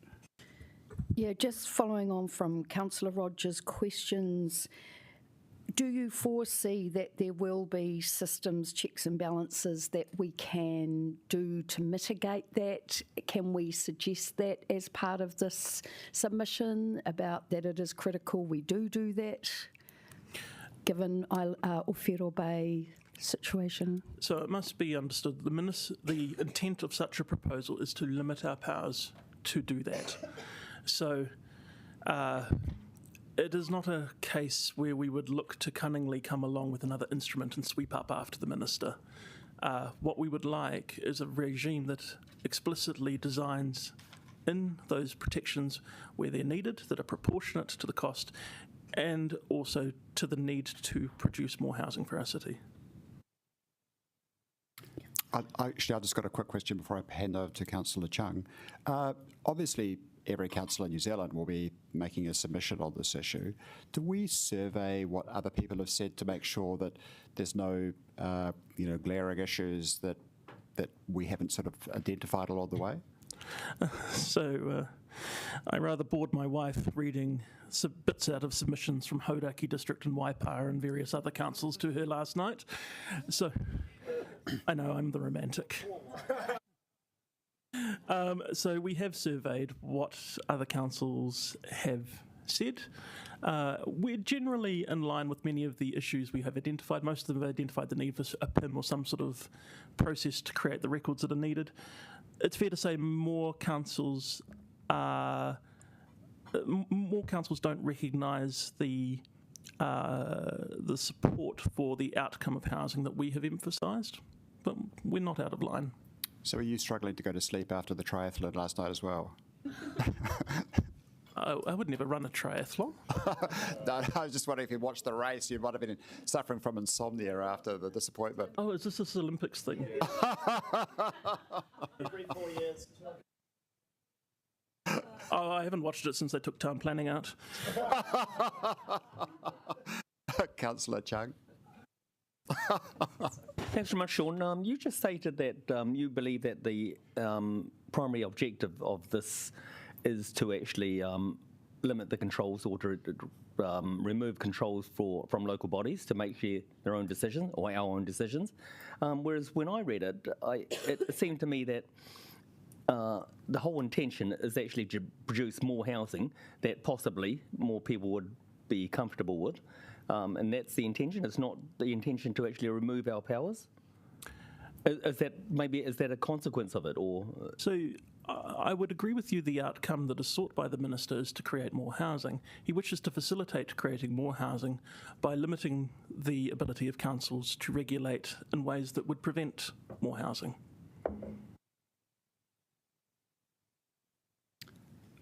Councillor Pennant. Thanks. As you know, I have a rather dark view on the possibility of failure of our building stock. So it's a reasonable submission, but I'm just wondering really how much is the consenting regime adding to the cost of a small unit as opposed to all the other costs really? And the kind of the risk overall, we do not need another leaky buildings fallout. So I just wonder if we've been strong enough on it and kind of, I know you've identified the risks, but... So in paragraph 20, we have identified that building consent fees are around $2,000 to $5,000 for a project, and resource consent fees are about $1,500. So that represents a roughly 2% share of the overall cost of a $250,000 MRU build, based on a conservative estimate of $3,500 per square metre. So then does the risk outweigh that cost, given it's not the biggest? Where are you going to build that? Mr. Wharton?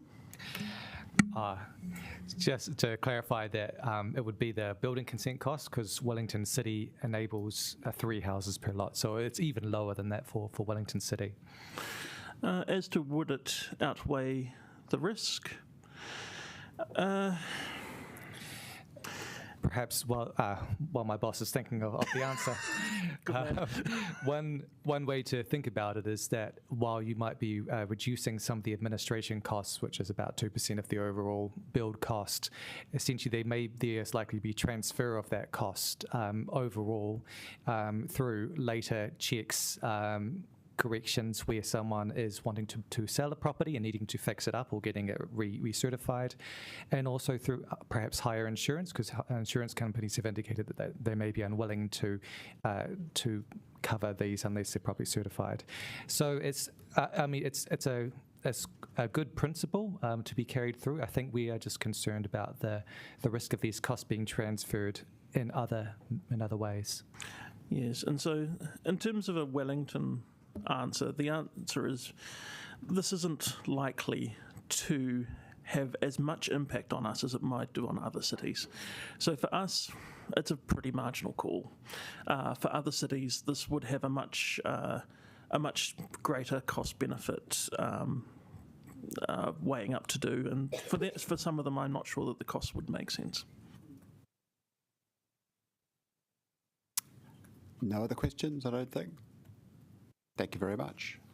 Do we have to do anything else on this? Oh, sorry. I'm happy to move. I'm happy to move that we. Do I have a seconder? Councillor Matthews, thank you. Let's just vote on that one. Oh, sorry. Really, really quickly. Look, I think the officers have done a great job, so thank you for that, and thank you for changing the name because it's a little bit offensive. But I think this just does raise really big issues about where we put the risks and the costs. And as you know, colleagues, I'm quite strong on preventing risk, because even if it helps lower the cost of housing in the first instance, you have to worry about the costs 10 years down the track, 20 years down the track. And I've just dealt with too many people who have had housing failure where they've got an apartment or whatever, or bought a townhouse in the late 90s, early 2000s, and it is devastating. It is awful. And what we wouldn't want is for people to be living, who have got really limited income, to be living in substandard housing. So I get what the government's trying to do, and I totally agree with families living together. I've practiced that.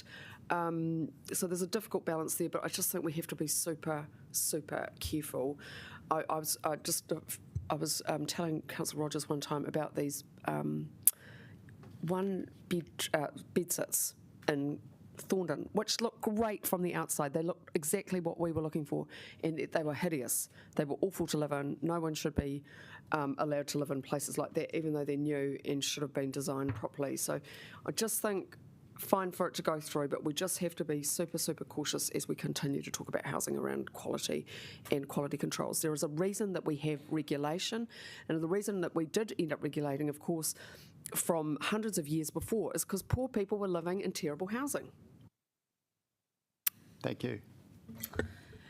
Yeah, I guess I just wanted to say that probably from my perspective, you know, I'd almost be, because I have such a kind of a right to build kind of philosophy, and that reading the submission, I was almost a bit uncomfortable because I feel like we highlight the risks so much. So I think probably if you and I are both uncomfortable at either end of the scale, we maybe have got the balance quite right, and that you know, and I think that if we don't allow, if there are not the mechanisms that allow housing to be built, that leads people to live in substandard accommodation also, whether that's overcrowding or homelessness, people sleeping in cars, people sleeping in tents, which is a thing in Wellington, people living in tents or structures that have no kind of, absolutely kind of no controls about them, that have been, you know, being built in people's back gardens, or, you know, like say, a tent put up. So I just want to thank staff for their work, and as someone who is broadly supportive of this bill, kind of, yeah, feeling I had a sort of a niggle the other way. So thank you.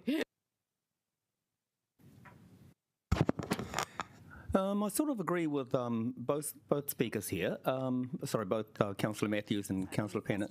But yesterday I had a meeting with Te Toi Mahanga, if I can get the pronunciation right, and this officer told me that he actually went to look at one of the apartments in Paddington, and I think all of you will be familiar with that.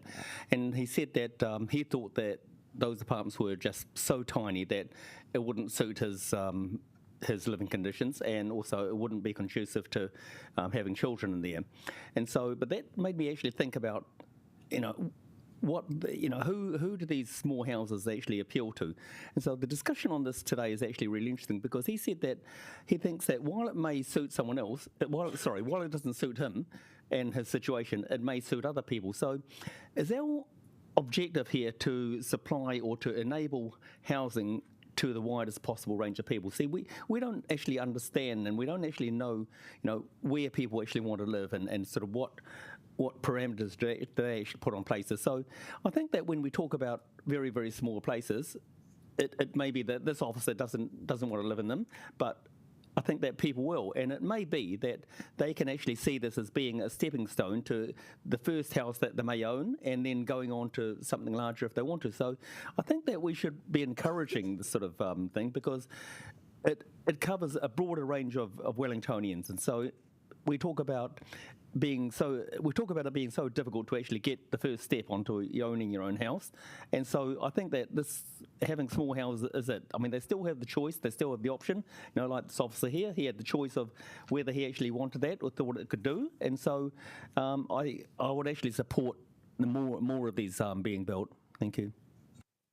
Thank you very much. I'll just make one last comment, which is thanks very much, guys, for not making amendments to this submission, because the reason I say that is I went last week to a select committee hearing where we made a submission on a Resource Management Act change, and we had parachuted a couple of kind of political things into the submission, and frankly they really kind of grated that they took the MPs were diverted from looking at the substance of our submission, which had been written by management. So I mean, I know that everyone's got political views about these sorts of things, but it's great if we can actually leave these sorts of submissions to management to do in a way that is professional and is directly relevant to the city. So congratulations on being so restrained. So hopefully we could now.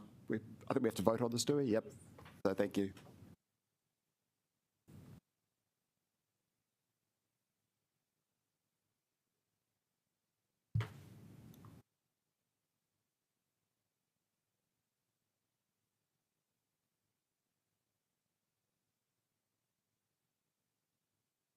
And that is passed. And now we move on to finally the last item, which is the update, I think. I'll just introduce it.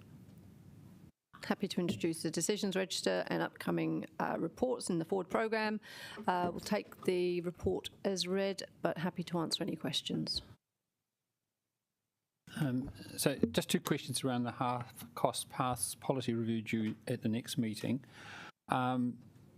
First question is, can you outline, that there are going to be a bit more workshops and update stuff beforehand? Yeah, there's a briefing, I think, for either 27th or 28th of August, so about a week before. Yep. Okay, thank you. And the other thing, is this going to also cover the policy with respect to retaining walls? No.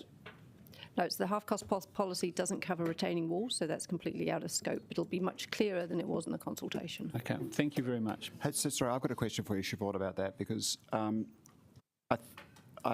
frankly feel like the original paper was disappointing. If we have the workshop only a week before the meeting, will it give us enough time to actually change whatever management come up with as a policy? Because I'm not saying that you guys won't have learned from the first round, but I would like to know that we had time to make changes if necessary. Hey, Sean, do you know when that briefing is? So if we find that out, I think there will be 27th. 27th. So we've got 2 weeks. So we'll have sufficient time to take on board your feedback. okay. We will be providing options for you. So yeah, we'll take that feedback into consideration.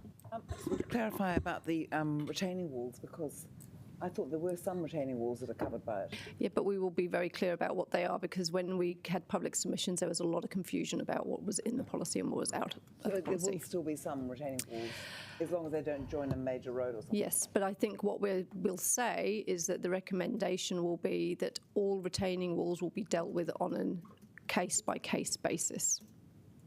So we'll be talking about the path. Yeah. Well, it's going to be fun. Thank you. Councillor Paddock.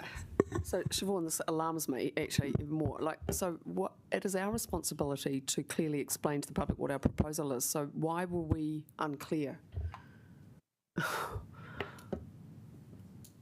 We just weren't quite as clear as we could have potentially been, because actually the interpretation when we went out, we thought we were being clear. What we got back from public submitters was a lot of confusion about, it was a lot of discussion about retaining walls, which aren't even covered by that policy. So it was about the retaining walls that aren't. So what leads me to think that we could have been clearer was the public feedback that we got on consultation. And then this thing about just future feedback about the case by case, that also causes me concern. So yeah, if we can have that workshop, that will, and we need to really thoroughly look at it. I'm still scarred by the laterals, right? You know, like just giving people infrastructure isn't always gratefully received. Councillor Randall. Yes, a couple of other things. So first of all, with the policy review, is that going to include a bit of legal advice about exactly the legal side of what's happening? Because I think there was a lot of confusion actually about that. Yep. Yes, there will be. Oh, great, Yep. thank you. And the second thing is around the district plan report back and work programming. Is that, I understand because we've passed the district plan, we're now into the phase of maybe looking at a clean-up or something. Is that really what that's about? Oh, we've got Sean going to answer that one for us.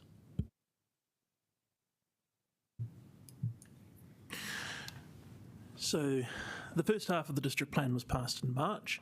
When you passed the plan, you also created instructions for future plan changes.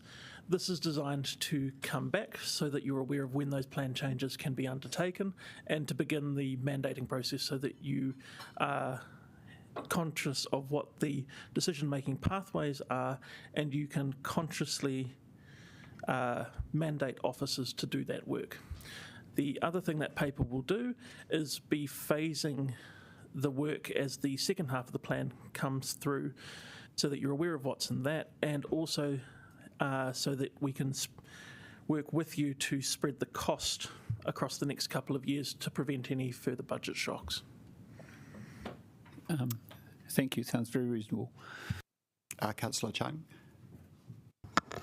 Okay, I'm not trying to preempt what we're going to discuss when we talk about these half parts, but I've spent a considerable amount of time with residents in Wadestown, and what they've done is they've pointed out to me that there's a lot of confusion because I'll go and look at their particular house and they'll say that, well, this would come under the half path policy, but when we walk down the road and they see another property and they say, but this one here doesn't, because they didn't receive a letter from the council to say that this would be involved. So, and to me, they both look very, very similar. So I think that if we look at at everything on a case-by-case basis, I think it's going to be very confusing to a lot of people still.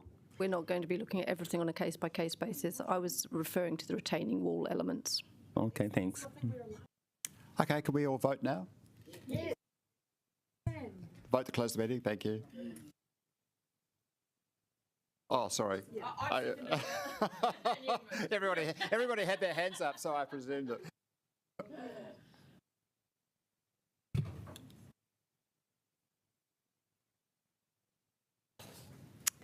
That is passed, and if we just have our karakia, I think that's